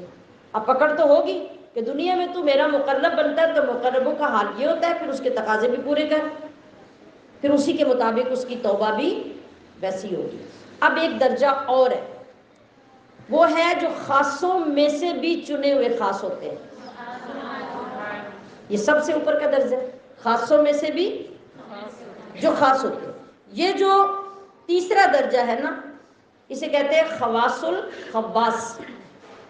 اگر ایک ہے تو خاص الخواص، زیادہ ہے تو خواص الخواص۔ یہ مقام اللہ کے نبیوں کا ہوا کرتا ہے، اس سے نیچے کے لوگ جو ہوتے ہیں وہ خاص ہوتے ہیں، اور اس سے نیچے والے عام ہوتے ہیں۔ سمجھ آ گئی؟ اب سب کی توبہ بھی حضور نبی علیہ الصلوۃ والسلام کیوں فرماتے تھے کہ میں روز 100 بار استغفار کرتا ہوں؟ آج یہاں سمجھیں اس کی کیا وجہ تھی۔ عام بندہ جب سنتا ہے تو حیران ہو جاتا ہے کہ نبی علیہ السلام کو بھائی استغفار کی کیا ضرورت ہے۔ اب سمجھ آئی کہ کیا ضرورت ہے؟ ہر بندہ اپنے مقام پر گرفت کیا جائے گا، اور وہ اس مقام سے اور اوپر جانے کے لیے کیا کرتا ہے؟ اور محنت کرتا ہے، اور محبت کو بڑھاتا ہے، اور ریاضت کو بڑھاتا ہے۔ اللہ کے مقامات کی گنتی نہیں ہے، قرب در قرب در قرب در قرب، حتیٰ کہ دنا فتدلا فکانا قاب قوسین او ادنیٰ کا مقام مل جاتا ہے۔ مقامات کی کوئی لمٹ، کوئی حد نہیں ہے، تو جتنا جس مقام کے کوئی آگے بڑھتا جائے گا اور وہاں سے تھوڑی سی بھی مسٹیک ہوگی تو پکڑ ہو جائے گی، اور عام بندہ اس جیسے ہزاروں گناہ کر لے کوئی پوچھے گا ہی نہیں۔ تو یہ توبہ کا فرق سامنے آ گیا۔ آپ کے ذہن میں اگر کوئی سوال آئے تو آپ وہ پوچھ بھی سکتے ہیں، جہاں پہ آپ کو کسی قسم کی سمجھ نہ آ رہی ہو، یا آپ کی کلاس ہے اور آپ کو اس کا پورا اختیار ہے کہ کوئی چیز مزید سمجھنا چاہیں تو اس کا سوال بھی کر سکتے ہیں۔ اچھا، اب بتائیے کہ توبہ کا جو مقام ہے اس پہ اتنی تفصیل میں کیوں بیان کر رہی ہوں. ہمارے نزدیک توبہ کی طرف تو دھیان کوئی نہیں ہوتا، ہاں نیکیوں کی طرف دھیان ہوتا ہے. غور کر کے بتائیں ٹھیک ہے کہ غلط؟ یہ جو ٹھیک ہے اس دال میں کچھ کالا لگتا ہے. جب کسی کے ٹھیک کی آواز ہی نہیں نکلی میں کیسے سمجھوں ٹھیک ہے؟ کیا پوچھا میں نے ٹھیک اور غلط؟ کیا؟ اچھا اب مجھے بتائیے نا، رمضان میں ہم کیا کریں گے؟ تسبیح، قرآن شریف، نفل، اور جو ہی داؤ لگے گا کوٹا پورا. وہ تو نہیں چھوڑیں گے ہم. تسبیح ضرور اضافی پڑھ لیں گے، سپارے بھی 2-3 پڑھ لیں گے، لیکن جو ہی داؤ لگے گا 1000 بار اگر منع کیا جائے گا. دیکھا یہاں تک بھی جاتا ہے کہ اتنا اہتمام کر کے، اتنی مہنگائی میں گاڑیوں کے کرائے دے کے، روزے کی مشقت برداشت کر کے جب خواتین الحمدللہ آتی ہیں، بہت سے گناہوں سے بچتی ہیں وہ الحمدللہ، اللہ کا کروڑہ شکر ہے. لیکن میں ایک ایگزامپل دینے لگی ہوں، وہاں سے ہی ہمیں 2-4 بندے ایسے مل جائیں گے جو سارا سنا کے سیکھ کے اٹھیں گے نا. تھوڑا سا پرابلم آ گیا نا، گاڑی پہ چڑھنے کے لیے کسی نے پہلے پیر رکھ لیا اور وہ پیچھے رہ گئی تو سیدھی گالی آئے گی پیچھے سے. اب یہاں نیکی یہ نہیں تھی جو ہم کر کے آئے ہیں، اس سے بڑی نیکی یہ تھی کہ اب اس کی زیادتی کو برداشت کر کے زبان کو تالا لگا دو. اور یہ نیکی اور گناہ سے بچنے والا کام جو ہے، کوئی آپ کے سامنے کسی کی غیبت کر رہا ہے تو آپ اپنے آپ کو سیانہ پتہ کب سمجھتے ہیں؟ جب اس کے نالج میں اضافہ کرتے ہیں. جب آپ کو کوئی کسی کی برائی بتاتا ہے نا کہ فلاں بندہ ایسا ہے، فلاں عورت ایسی ہے، بڑی وہ نمازن تو بڑی بہاجن تو کام اس کے دیکھیں، تو وہ آگے سے اپنے آپ کو بڑا سیانہ سمجھتے ہوئے نا یہ شو کرنے کے لیے وہ کہتے لہتا نہیں ہے گلا کا پتہ ہے، میں نے تو اور بھی پتہ ہے. اب یہ کسی کو نہیں لگتا کہ یہ گناہ ہے، حتیٰ کہ اس گناہ نے خدا نہ کرے ہو سکتا ہے کہ آپ کی 4 گھنٹے کی نیکی پہ پانی پھیر دیا ہو. کیا کمایا؟ کیا کمایا؟ کچھ بھی نہیں، بلکہ الٹا نقصان کر لیا. ہمیں سمجھنا یہ ہے کہ پاورفل نیکی کیا ہے. آج آپ اس کو سمجھنے کے لیے مکمل ہوش میں اور مستعد ہو کے بیٹھیے. اصل نیکی یہ نہیں ہے کہ آپ روزانہ 10,000 درود شریف پڑھ لیں اور شام کو شوہر سے لڑائی کر کے سو جائیں. اصل نیکی یہ نہیں ہے کہ آپ 4 سپاروں کی تلاوت کریں اور جو ہی بچے گھر آئیں بات نہ مانے 4 اس کو لگائیں، روزے کی حالت میں 4 اس کو لگائیں، 2 گالیاں دے کے انہیں کمرے میں جا کے بند کر دیں، یا کوئی اور اس طرح کا گناہ کر لیں. یا کوئی پڑوس میں ضرورت مند بندہ آپ کے گھر میں آ گیا، آپ بیٹھ کے نفل پڑھ رہے تھے، قضا نمازیں پڑھ رہے تھے، کتنا بڑا نیکی کا کام ہے. وہ کوئی ضرورت مند آیا، اس نے آگے کہا کہ بھی آج بڑا پرابلم ہو گیا، میرے شوہر نے پیسے لانے تھے نہیں لائے، تو مجھے 2-4 دن کے لیے اتنے پیسوں کی ضرورت ہے، مجھے ادھار دے دو، یا میرے گھر میں یہ چیز چاہیے وہ مجھے کچھ دنوں کے لیے دے دے، میں واپس کر دوں گی. ادھر ہی قرآن شریف کے آگے بیٹھے بیٹھے کہا نہ بہن ساڑھے گھر تے آئی کوئی نہیں. یہ نیکی ہے؟ بتائیے یہ نیکی ہے؟ قرآن شریف کو آگے رکھ کر آپ تسبیح پڑھ رہے تھے تو اس کو آگے رکھ کر آپ جائے نماز پہ بیٹھے تھے تو اس کو آگے رکھ کر آپ نے جو جھوٹ بولا، جھوٹ، تو نبی علیہ السلام نے فرمایا کہ جب انسان جھوٹ بولتا ہے اس کے اندر سے اتنی بدبو نکلتی ہے کہ فرشتے اس سے دور دور چلے جاتے ہیں، اس کے قریب کھڑے نہیں ہوتے. اگر وہ بدبو فرشتوں کی جگہ پہ ہمیں آنے لگے نا تو ہم کسی سے بات بھی نہ کریں، کسی کے گھر میں بھی نہ جائیں، اور گھروں میں بھی کوئی بندہ ایک دوسرے کے پاس نہ بیٹھے. آج کون ہے جو جھوٹ سے بچ کے زندگی گزار رہا ہے؟ تو ہم نے تو سمجھا تھا ہم 4 سپارے تھوڑے پڑھے ہیں، اتنی تسبیح تھوڑی پڑھی ہے، ہم نے اتنی نیکی کی ہے روزے کی حالت میں، مگر اس طرف ہمارا دھیان ہی نہیں ہے. آج آپ کو سیکھنا یہ ہے کہ اس نیکی سے بڑی نیکی کیا ہے. اس نیکی سے بڑی نیکی ہے گناہ پہ چیک رکھنا، کچھ بھی ہو جائے، جان چلی جائے، حرام اور گناہ کے کام کی طرف نہ جانا، سچ کا دامن نہ چھوڑنا، حق کا دامن نہ چھوڑنا، اور دیگر وہ کام جو آپ کو نیکی کی طرف لے جاتے ہیں ان کو کرنا، اور جو برائی کی طرف ڈالتے ہیں ان پہ رک جانا۔ اب یہ جو صورتحال ہے یہ اس نیکی سے بھی زیادہ طاقتور ہے جو آپ دو چیزیں ساتھ لے کے چل رہے ہیں نا، گناہ بھی اور ثواب بھی۔ تو گویا کیا کر رہے ہیں، آپ نے وہ تھیلا اٹھایا ہوا ہے جو نیچے سے پھٹا ہوا تھا اور گھر سے چلتے ہوئے دیکھا ہی نہیں تھا، تو ماشاءاللہ سے آپ سامان لیتے ہیں، شاپر اس کے اندر ڈالتے ہیں، آگے جاتے ہیں تھوڑی دیر، پھر کچھ اور لیتے ہیں ڈالتے ہیں اور اس کی طرف توجہ ہی نہیں کرتے، تو مارکیٹ سے جب باہر نکلتے ہیں تو خالی تھیلا لٹک رہا ہوتا ہے۔ جو خریدا، جس پہ پیسے خرچ کیے، جو وقت لگایا، وہ سارا تو ختم ہو گیا۔ آپ کے پاس سلا ہوا تھیلا ہونا چاہیے، اور سلا ہوا تھیلا کون سا ہے کہ ہماری نیکیوں سے زیادہ توجہ گناہ سے بچنے کی طرف ہونی چاہیے۔ جب آپ گناہ سے بچیں گے تو آپ کا تھیلا سلا رہے گا، اور تھوڑی سی نیکی بھی آپ ڈالیں گے وہ اس کے اندر محفوظ رہے گی۔ اور تھیلا پھٹا ہوا تو بہت بڑی چیز بھی آپ نے اس کے اندر ڈالی تو وہ نیچے سے غائب ہو جائے گی، آپ کے پاس کچھ نہیں بچے گا۔ سنیے حضرت ابو عبداللہ انطاقی رحمۃ اللہ علیہ آپ فرماتے ہیں ایک گناہ کو چھوڑ دینا، غیبت گناہ ہے، چغلی گناہ ہے، جھوٹ گناہ ہے، غیر محرموں سے محبت کرنا، باتیں کرنا یہ گناہ ہے، گھر کے اندر بلا وجہ لڑائی جھگڑے پیدا کرنا یہ گناہ ہے، اور ایسی بے شمار گناہ کی چیزیں ہم سمجھتے ہیں۔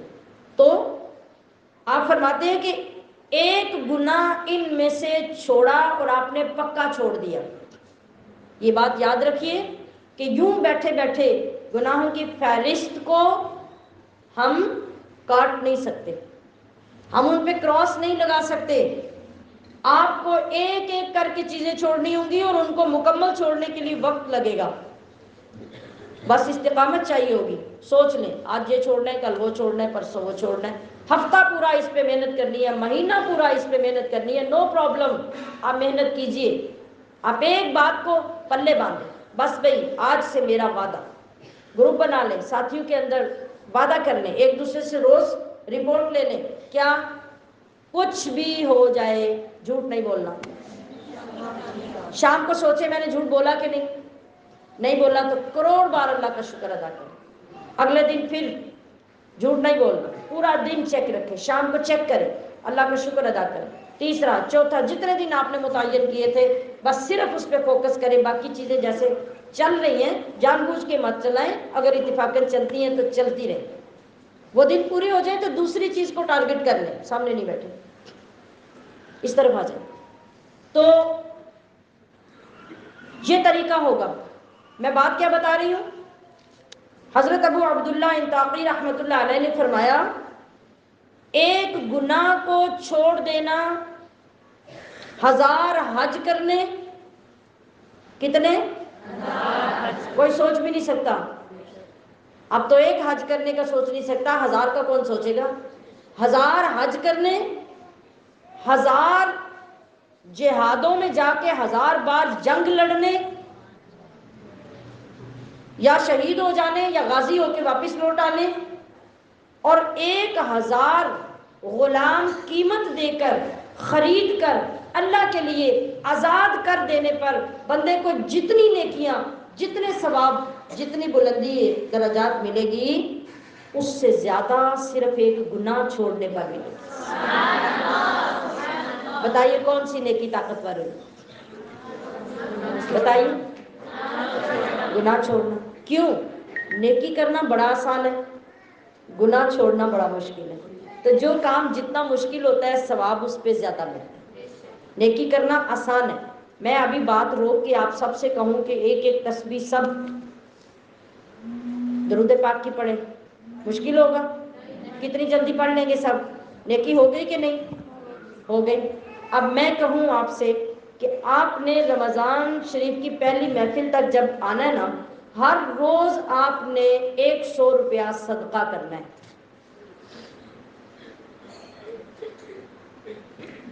اور اس پہ آپ نے اس کے ساتھ توبہ کرنی ہے. پھر آپ کر لیں گے. بہت سارے لوگ اس میں فیل ہو جائیں گے. اگر میں یہ کہہ دوں کہ یکم رمضان میں جب نیکسٹ آپ کی ملاقات ہوگی تب تک آپ نے اپنے گھر میں ساس کے آگے اونچی آواز میں بات نہیں کرنی، بدتمیزی نہیں کرنی. آپ بیٹی ہیں تو ماں کے آگے جواب نہیں دینا، اور ماں ہیں تو بچوں کے ساتھ زیادتی اور ظلم نہیں کرنا. پکی بات ہے، کر لیں گے؟ نہیں کر سکیں گے. کچھ نہ کچھ ہوگا. آپ پورا گناہ سے نہیں بچ سکتے. یہ تو سادہ سی باتیں ہیں، گناہ تو بھی بہت بڑے بڑے ہیں جو ہم کرتے رہتے ہیں. میں کہوں گی کہ آپ نے غیبت نہیں کرنی اتنے دنوں میں. کوئی نہیں اتنے دنوں میں بچے گا. بڑی کوشش کرنے کے باوجود بھی وہ ایسی بات جس کو بڑا لائٹ سمجھتا ہے وہ کر لے گا. پاس سے گزرتے ہوئے کچھ نہ کچھ سنا جائے گا. آنکھوں سے غیبت ہو جاتی ہے. ہاں، جب آپ کو عجیب لگتا ہے نا کہ کوئی بندہ ایسا بات کر رہا ہے اس وقت توقع نہیں، تو کیسے کیسے اشارے ہوتے ہیں، وہ آنکھوں کی غیبت ہوتی ہے. تو بتائیے کون بچے گا؟ مشکل ہوا کہ نہیں ہوا؟ بات چھوٹی سی تھی مگر مشکل ہے. یہی وجہ ہے. 10 وہ کیا ہے، 1000 حج، 1000 جنگیں لڑنا، 1000 غلام آزاد کرنا یہ آسان ہے، گناہ سے بچنا مشکل ہے. اس لیے آپ نے فرمایا کہ ایک گناہ سے بچنے پر ان سب کے ثواب سے رب آپ کو زیادہ ثواب دے گا. تو اب ہمشیران محترم، ہمارے لیے جو چیز ضروری ہے وہ ہے اپنی آنکھوں کا وضو کرنا، اور پھر انہی آنکھوں کے پانی سے اپنے باطن کو صاف کرنا. اور جو توبہ ہماری قبول ہونے والی ہے وہ کیا ہے؟ اور اب استغفار کے بعد توبہ ہے کیا؟ توبہ کا مطلب ہوتا ہے پلٹ کر آنا یا رجوع کرنا. کیا؟ جی. تو اگر توبہ کا لفظ بندے کی طرف آئے گا اس کا مطلب ہوگا گناہ سے پلٹ کر اللہ کی رحمت کی امید میں اس کے دربار میں آنا. اگر توبہ کا لفظ اللہ کے ساتھ ہوگا تو اس کا مطلب ہوگا اپنی رحمت کے ساتھ اپنے بندے کی طرف متوجہ ہونا. فاعل تبدیل ہوگا تو معنی تبدیل ہو جائے گا. اگر بندہ فاعل ہے تو گناہ سے اس کے بچنے کی طرف ارادہ کر کے عہد کر کے اللہ کی طرف آئے گا تو یہ بندے کی توبہ ہے. اور جب اللہ سزا سے رجوع کر کے اپنی عطا کی طرف آئے گا اور بندے کی طرف توجہ فرمائے گا، یہ اللہ کی توبہ ہوگی. اللہ توبہ قبول فرماتا ہے اور بندہ توبہ کرتا ہے. سمجھ آ گئی؟ اچھا، اب جو سچی توبہ ہے، یا اللہ میری سچی توبہ، سارے ظلم کر کے، لوگوں کے دل دکھا کے، زیادتیاں کر کے، لڑائیاں کر کے اندر آ کے کہہ دی یا اللہ میری سچی توبہ، کافی ہے؟ نہیں. ہاں، اگر آپ نے اللہ کے حقوق میں سے کچھ ایسا کر دیا ہے تو پھر تو واقعی اندر کوٹڑی میں جا کے آپ سر سجدے میں رکھیں، سچے دل سے معافی مانگ لیں، 1 منٹ نہیں لگے گا، اللہ معاف کر دے گا. ایک توبہ کا رنگ یہ ہوگا. مگر یہ کب؟ جب آپ نے ڈائریکٹ اللہ کے حکم کے ساتھ زیادتی کی ہے اور اس کی نافرمانی کی ہے. تو اللہ کیا فرماتا ہے؟ اللہ فرماتا ہے کہ جب میرا بندہ سچی توبہ کے ساتھ، سچی کی تو میں نے تعریف کر دی نا ابھی، آپ بھولے گی تو نہیں؟ جی، یعنی اس کیفیت کے ساتھ وہ جب میری بارگاہ میں آتا ہے، شرم آتی ہے اسے، ندامت ہوتی ہے. استاد کے ساتھ آپ غلط کام کریں، ماں باپ کے ساتھ کریں، بڑے بہن بھائی کے ساتھ کریں تو جب آپ کو شرم نہیں نہ آتی، ندامت نہیں ہوتی، افسوس نہیں ہوتا، تو پھر آپ دوسروں کے کہنے پہ معافی مانگنے تو چلے جاتے ہیں، مگر آپ کا چہرہ پتھر ہوتا ہے کہ نہیں؟ آپ کے چہرے کے تاثرات کچھ نہیں بتا رہے ہوتے، آپ ویسے ہی لگ رہے ہوتے ہیں پتھر کے پتھر، مجھے معافی دے دے، مجھے معاف کر دے، میں آئندہ ایسے نہیں کروں گا۔ لیکن جس وقت آپ کو یہ خیال آتا ہے کہ میں کیسا بد نصیب شاگرد ہوں، میں کیسی بد نصیب اولاد ہوں کہ میں نے ماں باپ کا دل دکھایا، استاد کا دل دکھایا، اور جب آپ کے دل کے اندر سے یہ احساس پیدا ہوتا ہے تو پھر کیا ہوتا ہے؟ کسی کے کہے بغیر آپ کی آنکھوں سے، بولیے بولیے، آپ کی آنکھوں سے آنسو جاری ہوتے ہیں، آپ کا دل بھی رو رہا ہوتا ہے، آپ کی آنکھیں بھی رو رہی ہوتی ہیں۔ اس سے پتہ چلتا ہے کہ واقعی آپ کو ندامت ہوئی ہے، واقعی آپ کو افسوس ہوا ہے۔ ہاں کبھی کبھار جھوٹے رونے والے بھی بڑے ہوتے ہیں دنیا میں، ان کو بھی ہم بھلا نہیں سکتے۔ باہر کیف جو اکثر پہ حکم ہوتا ہے وہ یہ ہوتا ہے۔ اب اللہ کے ساتھ تو یہ معاملہ ہے، اللہ فرماتا ہے کہ جو بندہ اندھیرے میں الگ اکیلے میں آیا، مجھ سے آ کے توبہ کرنے لگا، شرمسار ہوا، نادم ہوا، رویا، سچی معافی مانگی، اس کی آنکھ سے آنسو نکلا، ابھی پورا آنسو بھی نہیں نکلا۔ مکھی دیکھی ہے؟ مکھیوں کا موسم آ گیا اب، مکھی دیکھی ہے؟ اس کا سر کتنا بڑا ہوتا ہے، کبھی کبھی تو ڈھونڈنا پڑتا ہے اس کا سر کتنا سارا ہے۔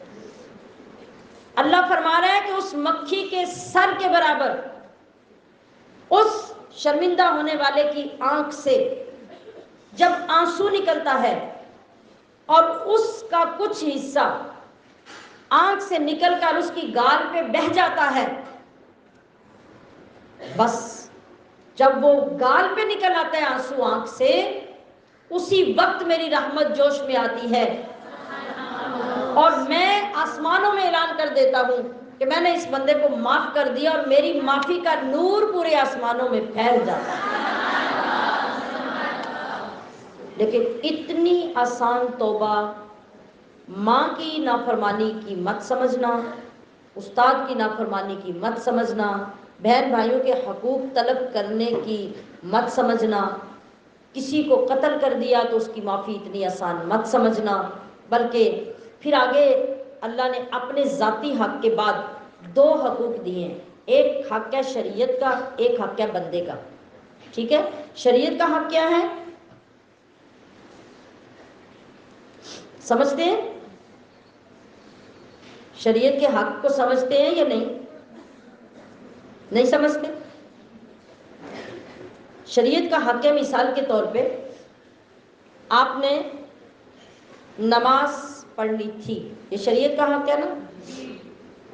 آپ نے نماز نہیں پڑھی، سال 2 سال 10 20 50 سال نہیں پڑھی، اب آ کے سمجھ آئی کہ نماز پڑھنی چاہیے تھی، تو اب کیا ہوتا ہے؟ اب لوگ کہتے ہیں اللہ معاف کرنے والا ہے، تو وہ پچھلی معاف کر دے تے اگوں پڑھتے رہو گے۔ ٹھیک ہے؟ نو، یہ معافی نہیں ہے، اس معافی کا یہ ضابطہ نہیں ہے۔ اللہ نے اس کی قضا آپ کے لیے لازم قرار دی ہے، اس کی معافی تب ملے گی جب آپ ان ساری نمازوں کو قضا نہیں کر سکتے تو پکا ارادہ کر کے شروع کر دیں۔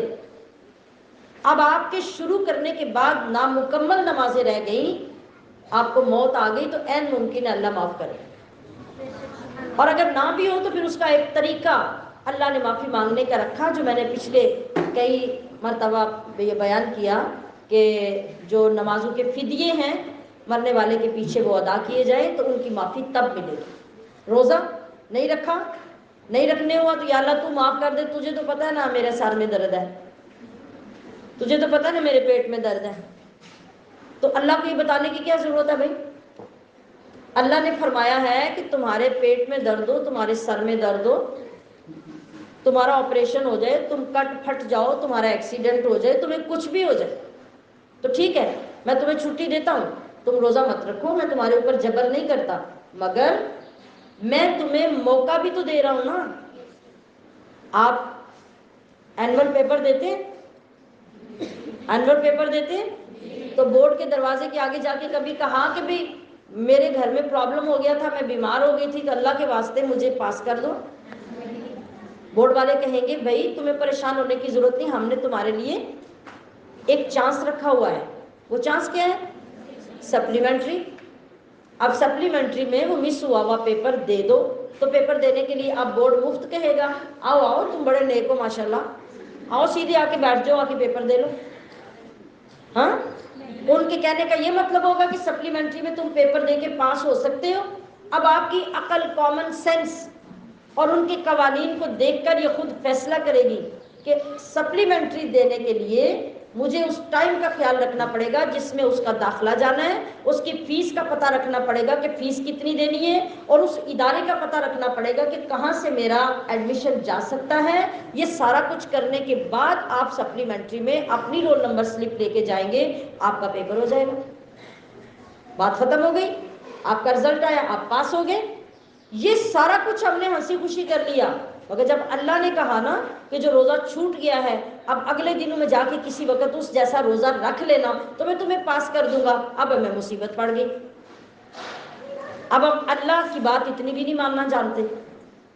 اب ہم یہ کہتے ہیں کہ کسی باجی جان اور کسی بھائی جان کے پاس چلو اور کسی مولوی صاحب کے پاس چلو، وہ کوئی کاغذ نکال کے ہمیں کوئی خاص ریلیف دے دے کہ تسی تے بڑے خاص ہو، تہاڈی کوئی فیس نہیں. جو روزہ چھوٹ گیا سو چھوٹ گیا، اللہ نے آپ کو معاف کر دیا. نہیں، قانون سمجھنا پڑے گا توبہ کا. اب اس کی ریکوری کیسے ہے؟ چھوٹا ہوا روزہ رکھنا ہے. بندہ قتل ہو گیا ہے، آپ کہیں کہ یا اللہ مجھ سے غلطی ہوگی معاف کر دے، تو اللہ معاف کرے گا. اللہ نے طریقہ قرآن میں بتا دیا، جاؤ جن کا بندہ مارا ہے ان سے جا کے معافی مانگو اور ان کو قصاص دو. جو ہر زمانے میں ایک بندے کی میت کا بدلہ مقرر کیا جاتا ہے وہ بدلہ جا کے اس کے وارثوں کو دو. اب جا کے ان سے معافی مانگو، کیونکہ بدلہ دینے کے بعد ان کا بندہ تو واپس نہیں نہ آ گیا، وہ تو نقصان ان کا اپنی جگہ پہ ہے. یہ تو تمہاری طرف سے ان کی مدد ہوئی ہے، لہٰذا قصاص دو اور پھر تم توبہ کرو. اب تمہاری توبہ قبول ہو. اور بندے کا تم نے دل دکھایا، بندے کا تم نے کریکٹر مجروح کیا، اس کو بدنام کیا، اس کے ساتھ زیادتی کی، اس کو مارا پیٹا. اب جا کے آرام سے شب برات والے دن لڑیا بولیا بخشیا سے. کیا مذاق ہے، کیا مذاق ہے شریعت کے ساتھ. اور پہلے تو پھر چلنے کی ہمت ہوتی تھی، اب وہ بھی ختم ہو گئی. اب موبائل پہ اور اپنے ہاتھ سے ٹائپ کر کے بھی نہیں، پورے پاکستان میں کسی ایک بندے کا، 2 کا، 4 کا وہ میسج گھوم رہا ہے، جس کے پاس آیا فٹ کلک کیا، آگے پورے گروپ کو بھیج دیا، جسے جانتے ہیں اسے بھی، جسے نہیں جانتے اسے. یہ معافی ہے، یہ مذاق ہے. آج ہم یہ سیکھنے بیٹھے ہیں سامعات محتشم کہ ہم اگر معافی مانگنا چاہتے ہیں، اگر اپنے آپ کو بخشوانا چاہتے ہیں، اگر اپنا برتن صاف کر کے اللہ کی رحمتوں کے لیے تیار ہونا چاہتے ہیں، تو کیسے؟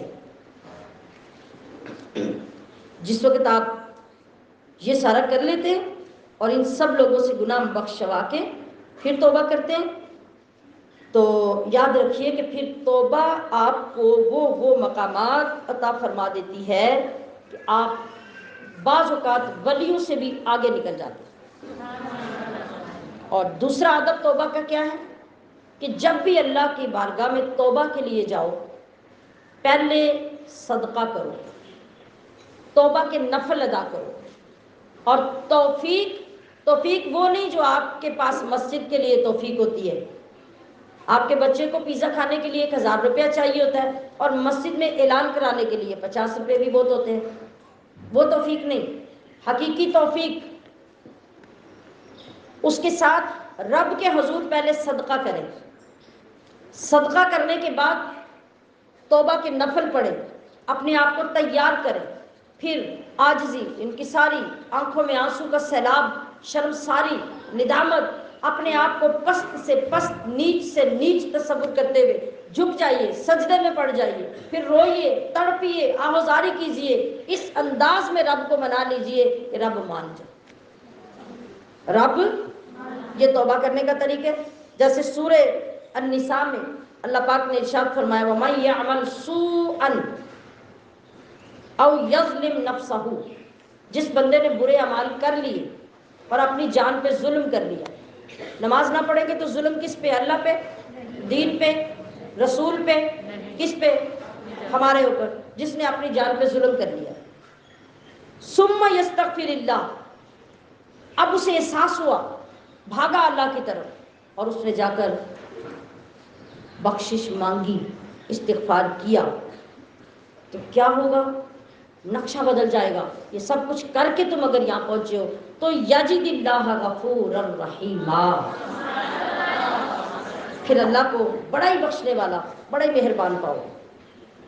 اور میں نے کہا کہ یہ وہ موقع ہوگا کہ صرف آپ کی توبہ قبول نہیں ہوگی، بلکہ قرآن کریم میں بھی اللہ نے فرمایا ان اللہ یحب التوابین ویحب المتطہرین، کہ اللہ دوست بنا لیتا ہے، محبوب بنا لیتا ہے ان لوگوں کو جو بڑے توبہ کرنے والے ہیں، بے شمار توبہ کرتے ہیں، اٹھتے بیٹھتے توبہ کرتے ہیں، اللہ کو منانے کی فکر میں رہتے ہیں اور پاک ستھرے رہتے ہیں، جن کی نگاہ ستھری، جن کے کان ستھرے، جن کی زبان ستھری، جن کا جسم ستھرا، جن کا دل ستھرا، اللہ ان کو بھی محبوب بنا لیتا ہے۔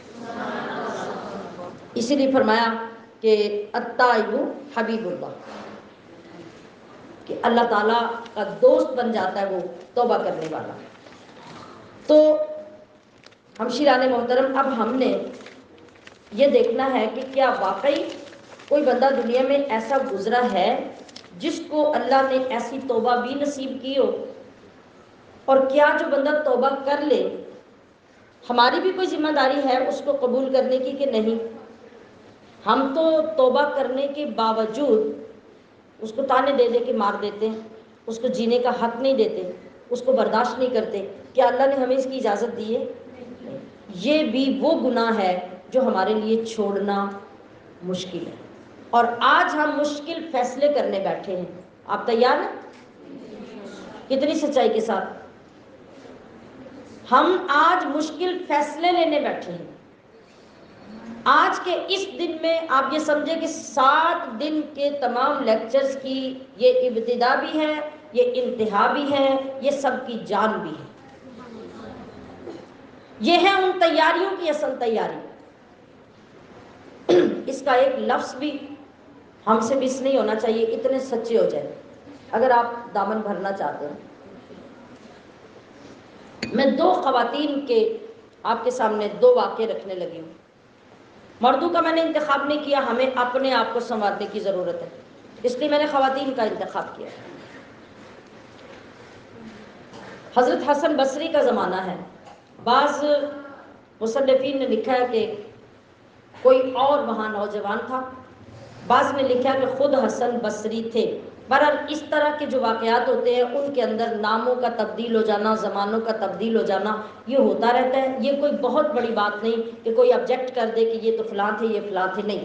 اصل میں ہمارا ٹارگٹ کیا ہوتا ہے؟ اس واقعے کے اندر ہمارے لیے جو میسیج ہے ہم اس کو کلیکٹ کریں، اور ہم چونکہ خود عورتیں ہیں لہٰذا کسی عورت کا رول ماڈل ہمیں جتنا کلک کر سکتا ہے وہ کسی مرد کا نہیں کر سکتا۔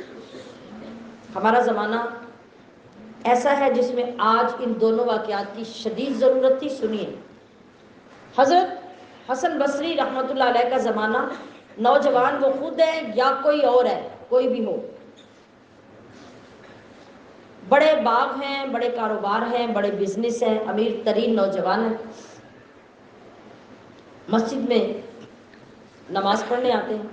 جو کاروبار ہے، میں یہ نہیں بتانے لگی کہ وہ بڑا کوئی اوباش اور بڑا کوئی بدکماش نوجوان تھا، بہت بڑے بزنس تھے، کاروبار تھے، دولت تھی، غریبوں کی مدد بھی کرتا تھا، کھلاتا پلاتا بھی تھا، ان کے گھروں میں جا کے راشن بھی دیتا تھا، 5 وقت جماعت کے ساتھ نماز بھی پڑھتا تھا۔ لیکن وہ اٹریکشن جو اللہ نے مرد کے اندر عورت کے لیے اور عورت کے اندر مرد کے لیے رکھی ہے اس کا کوئی انکار نہیں کر سکتا۔ ہاں یہ ضرور ہے کہ کوئی جب کسی چیز کا شکار ہوتا ہے تو وہ آگے لے کے اس کو کیسے چلتا ہے، حلال طریقہ اختیار کرتا ہے یا حرام۔ کسی کا اچھا لگ جانا برا نہیں ہے، کسی کا پسند آ جانا برا نہیں ہے، ہاں برا طریقہ اختیار کرنا برا ہے۔ جیسے آج کل ہماری بیٹیاں بھی اور بیٹے بھی ان برے طریقوں میں مشغول ہیں، الا ماشاء اللہ۔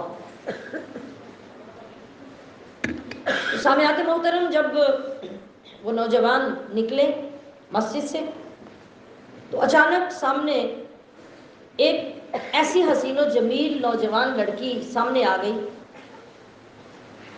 کہ وہ مبہوت حیران و پریشان ہو کے نوجوان وہیں کے وہیں کھڑے ہو گئے، قدم آگے اٹھے ہی نہیں، نگاہیں بند ہی نہیں ہوئی، آنکھیں جھپکنا بھول گئے، اور اس لڑکی کو پورے انہماک کے ساتھ دیکھتے رہے، ٹکٹکی باندھ کے دیکھتے رہے۔ وہ لڑکی گھبرا گئی۔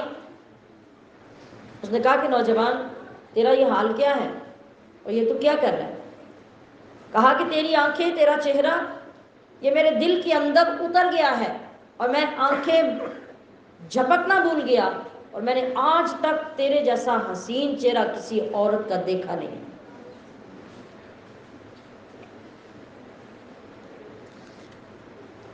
وہ نوجوان لڑکی، آج کی لڑکی نہیں، اس زمانے کی لڑکی، آج کی لڑکی ہوتی تو اپنی ساتھیوں کو میسج کر کر کے شام تک ہزاروں کو بتا چکی ہوتی کہ آج میرے ساتھ کیا ہوا، اور مجھے میری فلاں نے کیسے کیسے تعریف کی۔ یہ لعنت ہے آج کی لڑکیوں کے گلے میں۔ آج کی لڑکی کو اپنی عزت، عصمت، عفت کا پتہ ہی نہیں، اسے اپنے مقام کا پتہ ہی نہیں ہے۔ آج ہمیں اپنی نوجوان بچیوں کے سامنے ان چیزوں کو بیان کرنا ضروری ہے، لیکن ہمارا معاشرہ کتنی برائی کی طرف نکل گیا۔ آج وہ بچیاں 10-12 سال کی بچیاں کہ ان کے نزدیک ایک حیا کا وقت وہ ہوتا تھا کہ ماں باپ ان کے سامنے شادی کی بات نہیں کرتے تھے۔ بچی بالغ نہیں ہوئی تو کوئی بالغ عورت ان کے سامنے بالغ عورت کے مسائل کی بات نہیں کرتی تھی، تھا کہ نہیں؟ اور اب خباثت اور وبال کا یہ عالم ہے کہ یورپ کنٹریز کو دیکھ دیکھ کر ہمارے ملک میں وہ تعلیم رائج ہوتی جا رہی ہے جس میں بچی بالغ ہونے کے قریب ہے تو اسے سیکس کی تعلیم دو، اسے آگے آنے والے مسائل بتاؤ، لڑکی لڑکے نے زندگی کیسے گزارنی ہے اسے اسکول کلاسوں میں پریکٹیکل بتاؤ۔ بے حیائی کی انتہا ہو گئی۔ ہماری بچیوں کو یہ بتانے کی ضرورت ہے کہ ان کا رب نے مقام کیا بنایا ہے، ان کی عزت کیا ہے، عفت کیا ہے، شان کیا ہے، ان کی ذمہ داری کیا ہے۔ عورت ایک مخصوص باڈی والے انسان کا نام نہیں، عورت تو اس ماں کا نام ہے جس کے پیٹ سے نبی پیدا ہوتے ہیں، عورت اس ماں کا نام ہے جس کے پیٹ سے ولی پیدا ہوتے ہیں، عورت اس ماں کا نام ہے جو شریعتوں کی امین بنا کرتی ہے۔ کسی نے سکھایا آج کی عورت کو تیرا مقام کتنا ہے؟ یہ دن اس لیے ہمیں دیکھنے پڑے۔ تو خیر، وہ نوجوان عورت لڑکی، اس نے کہا کہ اے نوجوان، تجھے ڈرنا چاہیے، تو جو حرکت کر رہا ہے یہ بہت بری اور حرام حرکت ہے۔ اس نے کہا کون سا ڈر؟ جو بندہ امیر کبیر ہوتا ہے نا اسے کسی کا ڈر نہیں ہوتا۔ اس نے کہا کون سا ڈر؟ کس سے ڈر؟ میں کس سے ڈروں گا؟ فوراً اگلا جواب دیا اس نوجوان لڑکی نے، کہا اس رب سے ڈر جس نے تجھے پیدا کیا، اس رب سے ڈر جو تجھے ابھی فنا کرنے پہ قادر ہے، تیری گرفت کرنے پہ قادر ہے۔ اس نے کہا کہ میں مجبور ہوں، میں کچھ نہیں کر سکتا، میری حالت میرے کنٹرول سے باہر ہے، اس لیے کہ تیرے حسن و جمال نے مجھے اتنا کھینچ لیا اپنی طرف کہ میں اس وقت کچھ سننے کو تیار نہیں۔ اچھا، لڑکی کی غیرت سمجھداری سنیے۔ کہا کہ اچھا یہ بتاؤ کہ تمہیں میرے سراپے میں سے سب سے زیادہ کیا پسند آیا، کیا خوبصورت لگا؟ کہا تیری آنکھیں، تیری انتہائی خوبصورت آنکھیں مجھے بے بس کر گئی۔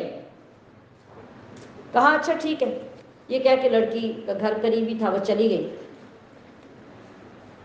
اور لڑکا وہاں وہ نوجوان جو تھا وہ حیرت زدہ اسی سحر میں، حسن میں گم وہیں کا وہیں کھڑا رہا۔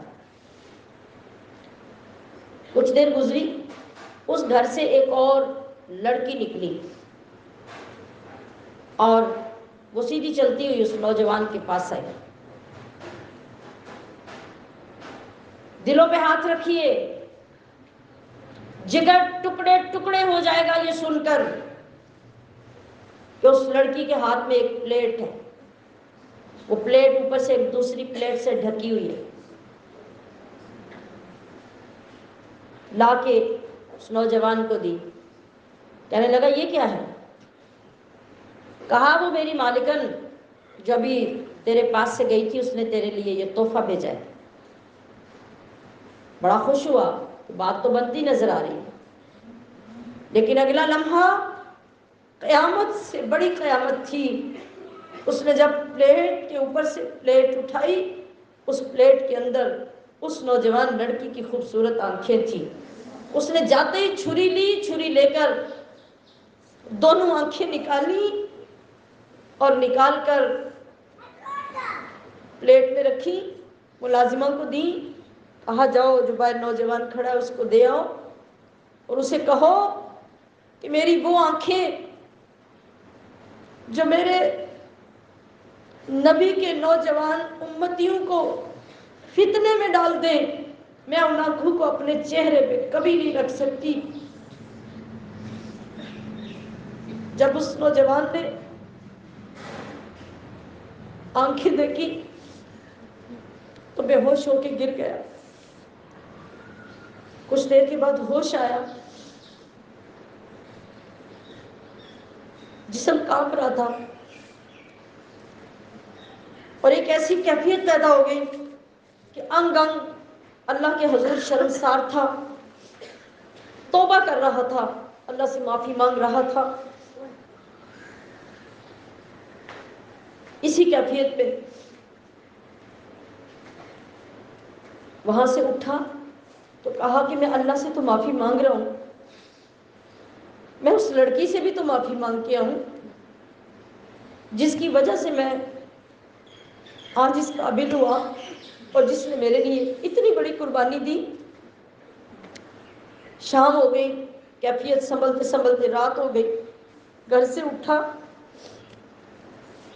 آیا کہ میں اس نوجوان لڑکی کا شکریہ ادا کروں جس نے مجھے اتنے بعمل طریقے اور اتنی بڑی قربانی کے ساتھ توبہ کی دعوت دی. لیکن جب وہ نوجوان اب اس گھر کے دروازے کے قریب پہنچنے لگا تو دیکھا اس گھر سے جنازہ نکل رہا تھا. لوگوں سے پوچھا کہ یہ جنازہ کس کا ہے؟ لوگوں نے بتایا کہ یہ اسی لڑکی کا جنازہ ہے جس نے اپنی آنکھیں نکال کے تمہیں بھیجی اور تمہیں رب سے ڈرنے کی دعوت دی. سامعات محتشم، کائنات کے ایک کونے سے دوسرے کونے تک کوئی بیٹی، کوئی بہن، کوئی بیوی، کوئی ماں تلاش کر سکتے ہیں آج کے دور میں؟ آپ نہیں کر سکتے. کیوں نہیں کر سکتے؟ ہماری تربیت ختم ہو گئی، ہماری تعلیم ختم ہو گئی، ہماری حیا جاتی رہی، ہماری غیرت مر گئی، اس لیے آج کچھ نہیں ہو سکتا. ہاں، جس کام کے لیے ہم چلے ہیں اور ہم نے جس طرف قدم اٹھائے ہیں، آج اگر سچی توبہ نصیب ہو گئی تو شاید ہم پلٹ کر پھر اس زمانے میں چلے جائیں. شاید آج ہماری ہر بیٹی کے چہرے پہ حیا کی وہ رونق آ جائے، غیرت ایمانی بیدار ہو جائے اور آج ہماری ہر بیٹی اپنی عزت اور ناموس کی محافظ بن جائے. کہتے میں وہاں سے جس حال میں گرتا پڑتا نکلا، گھر پہنچا، اسی حال میں رات کو سویا، وہ لڑکی خواب میں مجھے نظر آ گئی. میں نے کہا کہ اے نوجوان مسلمہ عورت، میں تیرا شکریہ کس طرح ادا کروں؟ تو نے کتنی بڑی قربانی دے کر میری زندگی کو بدل دیا، مجھے توبہ کرنے والا بنا دیا، رب کے قریب کر دیا. میں ہاتھ جوڑتا ہوں تیرے آگے کہ مجھے کوئی وصیت کر، مجھے کوئی نصیحت کر. تو اپنے مقام بلند پہ پہنچ گئی تو میں بھی اپنی زندگی کو بچا کے کامیاب ہو کے یہاں سے گزر جاؤں. اس نے جو خواب میں فرماتے ہیں کہ مجھے نصیحت کی، آج کی ہر ماں بھی سن لیں، بیٹی بھی سن لیں۔ اس نے کہا کہ اے بندہ خدا،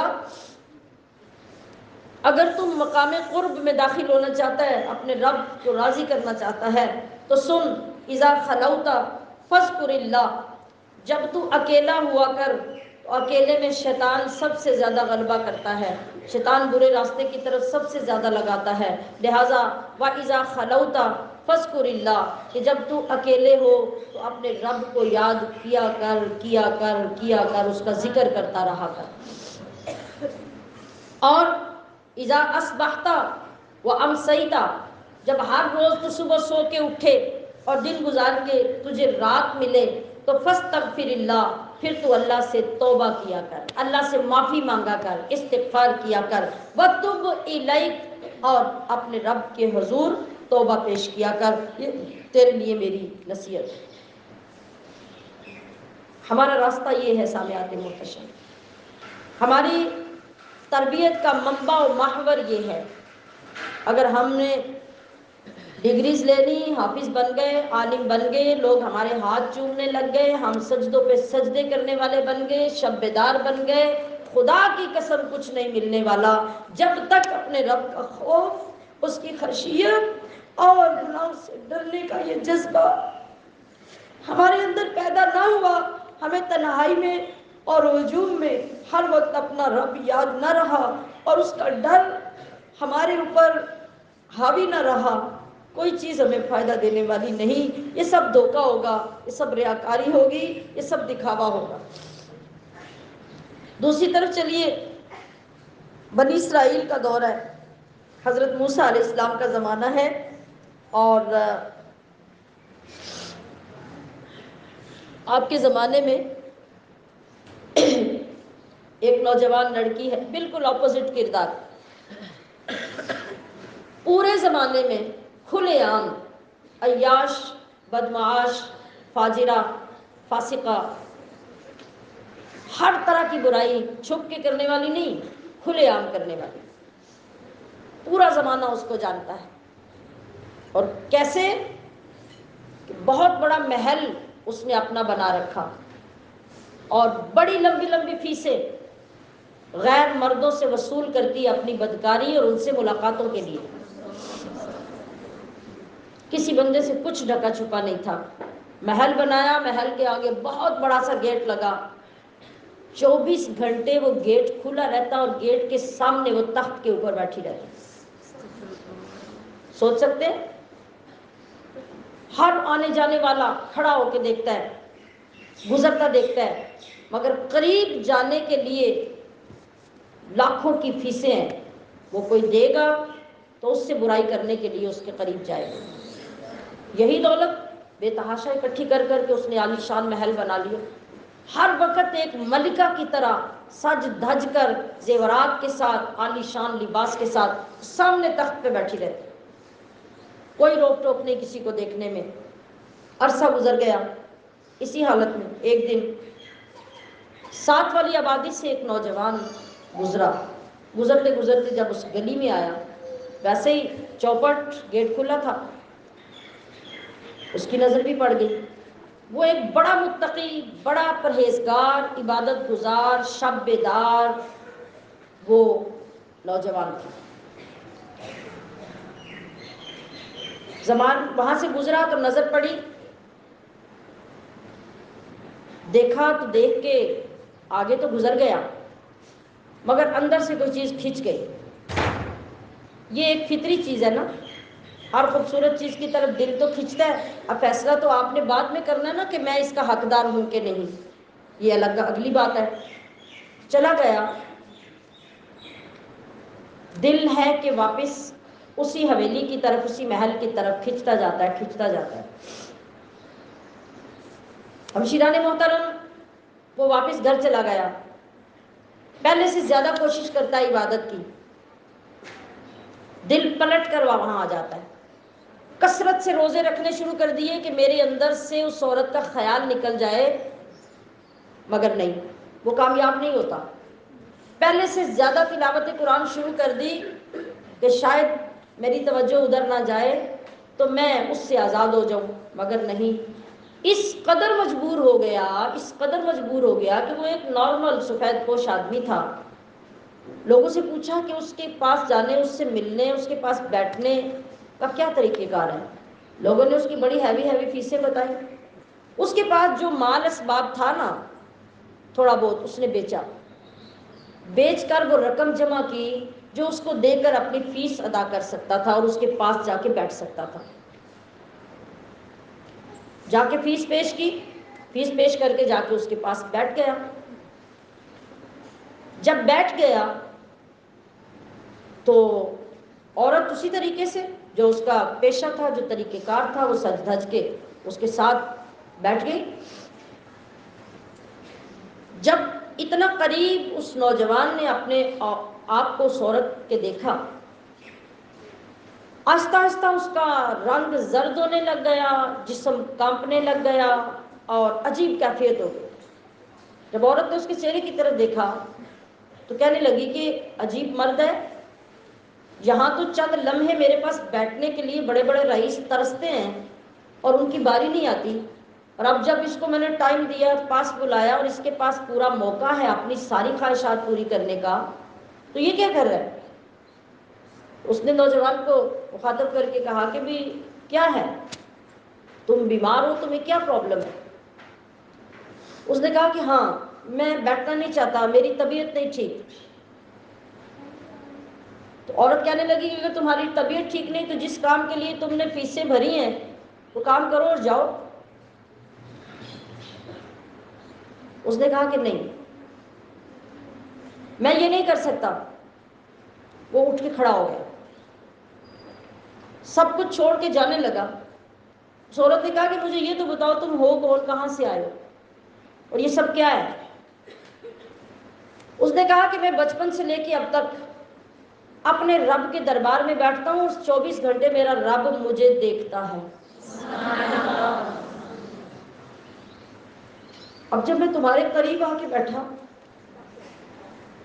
تو مجھے فوراً خیال آیا کہ وہ رب جو ساری زندگی سے مجھے قرآن کے سامنے جائے نماز کے اوپر اور اپنی بارگاہ میں دیکھتا ہے، وہ اب بھی مجھے دیکھ رہا ہے.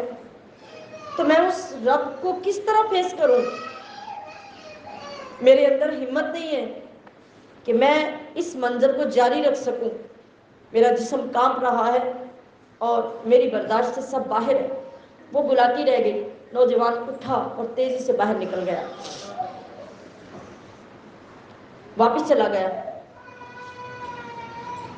جب اس نے یہ دیکھا عورت نے کہ ایک نوجوان جس نے ابھی کوئی برائی کی نہیں، اس نے کوئی ارادہ نہیں کیا، وہ صرف میرے قریب آ کے بیٹھا، اس کو اپنے رب سے اتنی محبت اور اتنا خوف ہے، اور میرا تو انگ انگ غلاظت میں اترا ہوا ہے، اور میں نے تو ساری زندگی کبھی سوچا ہی نہیں کہ میرا رب ہے، تو میرا کیا حال ہوگا. جب اس نوجوان کو اپنی آخرت کے عذاب کی اتنی فکر ہے تو میرا رب میرے ساتھ کیا کرے گا، میرا انجام کیا ہوگا. ایک دم سے کیفیت بدلی. کیوں بدلی؟ یہاں ایک توجہ کیجیے ایک نقطے کی طرف. ہمشیران محترم کے وہ نوجوان ایک اللہ کا نیک بندہ، پرہیزگار بندہ تھا. کس طرح ساری کوششوں کے باوجود وہ جب ناکام ہوا تو اس نے سوچا کہ شاید میں قریب چلا جاؤں تو میری یہ کیفیت ختم ہو جائے. وہ آ گیا.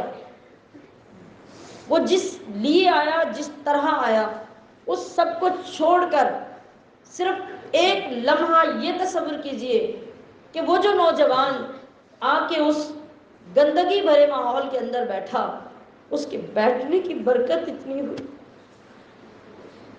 کہ اللہ نے ساری زندگی کی غلاظتوں میں گری ہوئی عورت کو رب کا خیال پیدا کر دیا. یہ وہ نقطہ ہوتا ہے ہمارا کسی نیک مجلس میں، کسی نیک جگہ میں چل کے جانے کا، کہ کبھی کبھی ایسی نظر ہمارے اوپر رب کی پڑ جائے تو وہ برکت پھر ہم سے سنبھالے نہیں سنبھلے. اس عورت کی کیفیت بدلنے لگی. اس نے اپنا لباس اتارا، اپنے ایک کمرے میں جا کے وضو کیا اور سوچنے لگی کہ میں کیا کروں. اب میں کس طرح اپنے آپ کو نکال سکتی ہوں اور کس طرح سے میں اپنی جان بچا سکتی ہوں؟ اسے خیال آیا کہ اللہ کے نبی موسیٰ علیہ السلام کے ساتھ مجھے رابطہ کرنا چاہیے، میری وہ مدد کر سکتے ہیں۔ اس نے ایک بندہ بلایا، اسے کہا کہ جاؤ موسیٰ علیہ السلام بارگاہ میں جا کے کہو کہ فلاں عورت آپ سے ملنا چاہتی ہے۔ چونکہ زمانے میں بدنام ترین عورت تھی، اور ادھر اللہ کی کلیم اور ادھر اس کا پیغام، تو وہ وقت تھا کہ جب موسیٰ علیہ السلام ایک مجمع میں وعظ فرما رہے تھے۔ یہ بندہ گیا اور اس نے جا کے کہا کہ فلاں فلاں عورت نے مجھے پیغام دیا، وہ آپ سے ملنا چاہتی ہے۔ تو ملنے کا مطلب کیا تھا اور اس مجمع میں وہ پیغام دینا؟ یہاں ایک سبق اور بھی ہے کہ جب کبھی کسی بندے کو اہم کام کے لیے تلاش کرو تو پہلے بندہ بھی دیکھ لو، اس کے اندر پیغام دینے کی عقل بھی ہے کہ نہیں، وہ کس وقت میں کیا پیغام دے گا، وہ جا کے اور متنفر کرے گا یا حکمت عملی اختیار کرے گا۔ یہ بڑی امپورٹنٹ چیز ہے۔ اسی چیز کا خیال اس بندے نے نہیں کیا، عین باس کے درمیان جا کے موسیٰ علیہ السلام کو پیغام دیا، آپ کو جلال آیا اور آپ نے کہا کہ وہ عورت مجھ سے ملے گی، جاؤ اسے کہو یہاں سے نکل جائے، میرے ساتھ اس کا کوئی کام نہیں ہے۔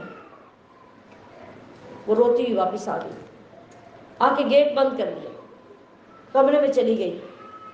بڑوں سے سن رکھا تھا کہ جب سچی توبہ کرنی ہو، رب کو منانا ہو تو سجدے میں چلے جانا چاہیے، سجدے کو رب بڑا پسند کرتا ہے۔ سجدے میں جا کے گری، روئی، چیخیں مار مار کے روئی، کہا یا اللہ اب میں نے سوچا کہ میں نیک ہو جاؤں، میں نے سوچا کہ میں توبہ کر لوں، مگر تیرے نبی نے مجھے دھتکار دیا، اب میں کدھر جاؤں، اب میرے بچنے کی کیا صورت ہو سکتی ہے؟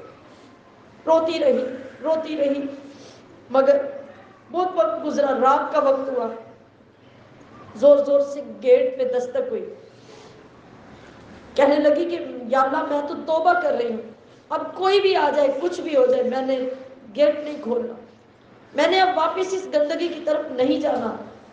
پھر وہ جتنی اللہ سے منت کرتی ہے اتنے زور سے گیٹ بجتا ہے، پھر منت کرتی ہے، پھر بچنا چاہتی ہے، پھر زور سے گیٹ بجتا ہے جو کبھی بند ہی نہیں ہوا تھا۔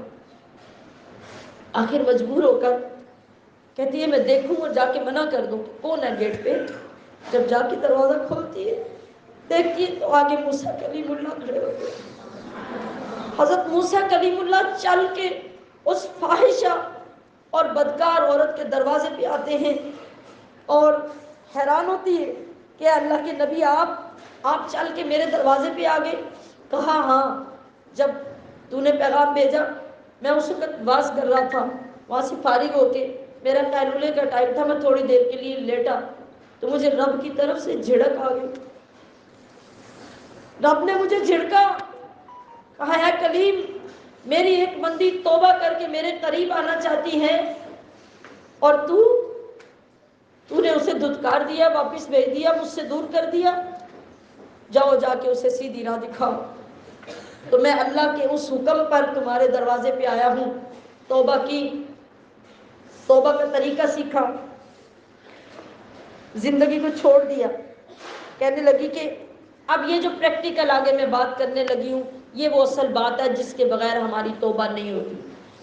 کہنے لگی کہ میں اسی علاقے میں بدکاری میں مشہور، فحاشی میں مشہور، برائی میں مشہور، دنیا ساری مجھے جانتی ہے، میری توبہ کو کون قبول کرے گا، کون مجھے جینے دے گا؟ جب اللہ کی محبت سچی ہوتی ہے تو پھر یہ وہ کہ چکر ختم ہو جاتے ہیں۔ وہ محل، عالی شان محل وہاں کا وہاں رہ گیا، زیورات رہ گئے، عالی شان فرنیچر سامان سب وہاں پڑا ہے۔ ایک سادہ سی بڑی سی چادر نکالی، اپنے جسم کو اس کے اندر لپیٹا، کہا کہ بس آج میرا فیصلہ ہے کہ میں اس جگہ کو چھوڑ کر کہیں دور اپنے رب کے لیے جنگل میں چلی جاؤں گی، وہیں جا کے میرا گزارا ہو سکے گا، لوگ تو مجھے جینے نہیں دیں گے۔ نکلنے لگی تو خیال آیا کدھر جاؤں گی، جنگل میں اکیلی عورت کو کون رہنے دے گا، کہاں جاؤں، کیا کروں؟ ایک دم کلک ہوا، ایک دم خیال آیا وہ نوجوان وہ کہاں ہوگا جس نے میرے راستے کو بدل دیا؟ کیوں نہ ہو کہ میں اس کی نوکری میں چلی جاؤں، میں اس کی خادمہ بن جاؤں، اور اگر اس نے کرم کیا تو شاید مجھ سے نکاح کر لے، ورنہ وہاں جا کے میں محفوظ ہو سکتی ہوں، میں وہاں چلتی ہوں۔ اس بندے کی عبادت ریاضت باہر آنے کا ایک اپنا وقت تھا، شیڈول تھا، اور اس کے علاوہ وہ گھر والوں سے بھی باہر نکل کے نہیں ملتا تھا۔ پوچھتی پوچھتی اس بندے کے گھر چلی گئی، گھر پہنچی، لوگوں کو بتایا گھر والوں کو کہ میں اس نوجوان سے ملنے کے لیے فلاں جگہ سے آئی ہوں۔ انہوں نے کہا کہ وہ نوجوان تو اپنی مرضی سے فلاں ٹائم اور کبھی اس میں بھی باہر نہیں نکلتا، ہم تو اپنی مرضی سے اس کو بلا کے تم سے ملاقات نہیں کروا سکتے۔ خوف خدا کیا ہے سامعین، حقیقی سچائی کیا ہے، اور سچی جو توبہ اور اللہ کی سچی محبت کیا ہے۔ ہم نے زندگی کے 80 90 سال بھی اگر گزارنے والوں کو دیکھا تو انہیں سمجھ نہیں آئی کہ توبہ کس کو کہتے ہیں، اللہ کی محبت کس کو کہتے ہیں، سچائی کس کو کہتے ہیں۔ وہ بندہ جس دن سے یہاں سے یہ دیکھ کے گیا واپس، اس نے اور زیادہ باہر نکلنا کم کر دیا۔ یہ کہنے لگی کہ ٹھیک ہے میں انتظار کر لیتی ہوں، جب بھی وہ باہر آئے گا میں اس سے مل لوں گی۔ جس حجرے میں عبادت کرتا تھا اس کے سامنے صحن میں وہ بیٹھ گئی۔ اب اتفاق ہوا کہ کچھ ٹائم کے بعد اس نوجوان نے اپنی کسی ضرورت کے لیے جوں ہی اپنے کمرے کا دروازہ کھولا، پھر وہی نظر اس عورت پہ پڑی جس نے اسے اتنے فتنے میں مبتلا کر دیا تھا۔ جب سیدھی نظر اس عورت کے چہرے پہ، اس کے حسن پہ پڑی، وہ وہاں دروازہ پکڑ کے کھڑا رہ گیا، اور اسی لمحے موت آئی، وہ زندگی سے گزر گیا، دنیا سے گزر گیا، موت آ گئی، وہیں مر کے گر گیا، گھر میں کوہرام مچ گیا۔ اس عورت کو کتنا دکھ تھا کہ وہ کیا سہارا ڈھونڈ کے آئی تھی، اس کے ساتھ کیا ہوا، گھر والوں کے ساتھ کیا ہوا۔ جب وفات ہو گئی، دفن کفن ہو گیا، اس نے گھر والوں کو بتایا کہ بھی میری یہ کہانی ہے، اور میں تو اس لیے توبہ کر کے نکلی تھی اپنا سہارا ڈھونڈ کے، اور میں یہاں آئی، مگر اس بندے کی خشیت اور خوف خدا نے اس کو ایک لمحہ میری بات سننے کا موقع نہیں دیا کہ میں اس کو بتاتی کہ میں اب تمہارے پیچھے کیوں آئی ہوں۔ وہ تو دنیا سے گزر گیا۔ والدین نے کہا کہ اچھا اگر تیرا یہ ماجرا ہے تو اس نوجوان کا بھائی ہمارا ایک اور بیٹا ہے، ہم اس سے پوچھتے ہیں، اگر وہ اس کام کے لیے راضی ہو گیا تو ٹھیک ہے تو اس سے نکاح کر لے، اور تو گھر میں ہمارے پاس عزت سے رہتی رہنا۔ گھر والوں نے اپنے بیٹے کو سارا معاملہ سمجھایا، سنایا، وہ ایک عزت دار نوجوان تھا، اس کا بھائی وہ مان گیا۔ اس نے کہا کہ ٹھیک ہے میں اس کے ساتھ نکاح کرتا ہوں، اور نکاح کر کے اسے عزت کی پاکیزہ زندگی عطا کرتا ہوں، اور یہ میرے گھر میں میری بیوی بن کے رہے۔ نکاح ہو گیا۔ شیران محترم، وہ زمانے کی رسوا ترین عورت جب سچی توبہ کر کے نکلی اور اس نے عہد کر لیا کہ اب میں ایک قدم پیچھے نہیں ہٹوں گی، اب میرے گناہ کبھی گائے کے تھن میں واپس نہیں جائیں گے، آنے والے وقت میں اللہ نے ان دونوں میاں بیوی کو اولاد دی، 7 بیٹے اللہ نے عطا کیے، اور وہ 7 کے 7 بنی اسرائیل کے بڑے مرتبے کے ولی بنے۔ یہ وہ انعام تھا اللہ پاک کی طرف سے جو اس عورت کو عطا کیا گیا، اور دنیا والوں کو قیامت تک کے لیے اللہ نے دکھایا کہ جو سچا ہو کر اتنے پہاڑ گناہوں کے لے کر بھی آ جاتا ہے تو میں اس کو معاف ہی نہیں کرتا بلکہ پھر بلندیاں بھی دیتا ہوں، اپنا محبوب بھی بناتا ہوں، اونچے مقامات بھی عطا کرتا ہوں۔ تو ہمشیران محترم، یہ ہمارا آج کا عمل، یہ آج کی ہماری دھلائی، آج کا یہ غسل، یہ جب تک کامل نہیں ہوگا ہمارے اگلے دنوں میں کوئی فرق نہیں آنے والا۔ میری منت ہے کہ خدا را اس وقت کی، اس سفر کی، ان گھڑیوں کی قدر کر کے اس سال کو اپنی زندگی کا انمول سال بنا لیں۔ جب یہ انمول ہو گیا تو اگلی باقی ساری زندگی بھی انمول ہی ہو جائے گی۔ اور اللہ کی بارگاہ میں یہ دعا کر لیں، میں بھی کر لوں، آپ بھی کر لیں کہ مولا ہمارا بیٹھنا، ہماری التجا کرنا یہ ضائع نہ ہو، ہماری توبہ جھوٹی نہ ہو، بلکہ اسے اتنا سچا کر دیں کہ یا رب گناہ گار ہوں، توبہ قبول ہو۔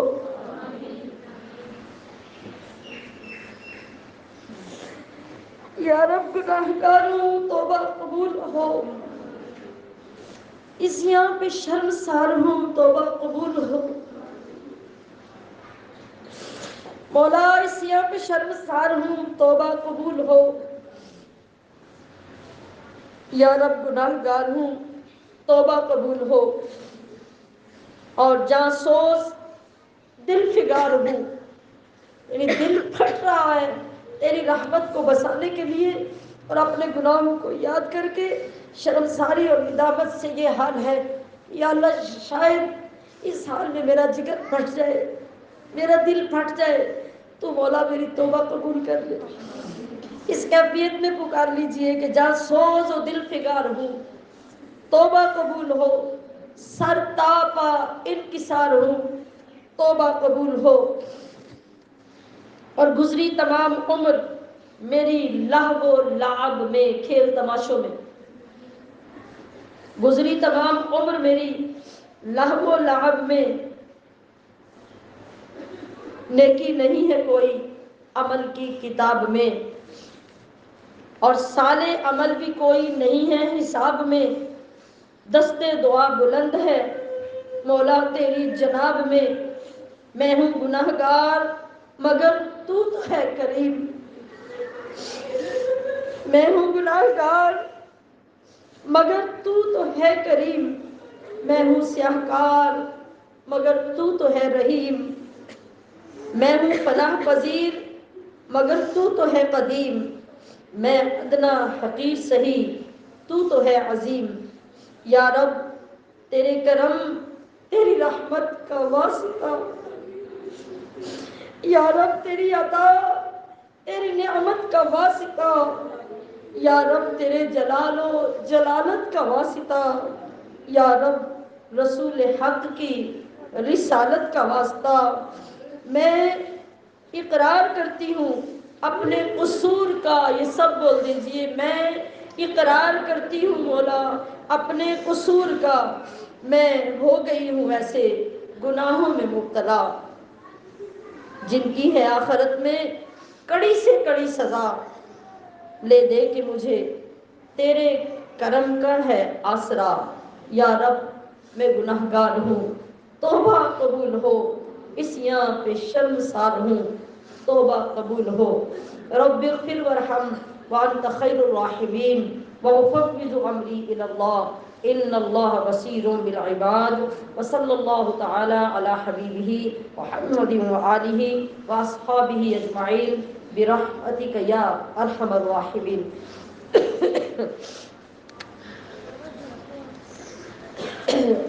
یہ ایک سوال پوچھا کسی نے کہ جب کسی بندے سے ظلم کیا ہو ہم نے اور پھر وہ بندہ نہ ملے، مطلب کہیں چلا جائے یا دنیا سے چلا جائے، اب اس سے معافی کیسے مانگے؟ اس کا طریقہ یہ ہے کہ اگر آپ کو یہ پتہ ہے کہ وہ دنیا سے چلا گیا، اس کی قبر کا پتہ ہے، آپ اس کی قبر پہ جا کے اس سے معافی مانگیں۔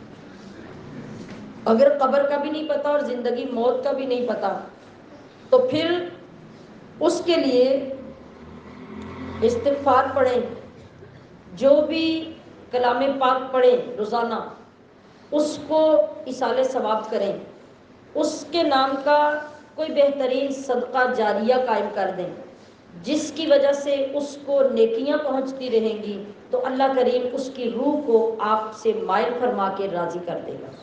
پھر اس کا یہ طریقہ ہوگا۔ اللہ پاک ہمیں اپنے محاسبے کی توفیق عطا فرمائے۔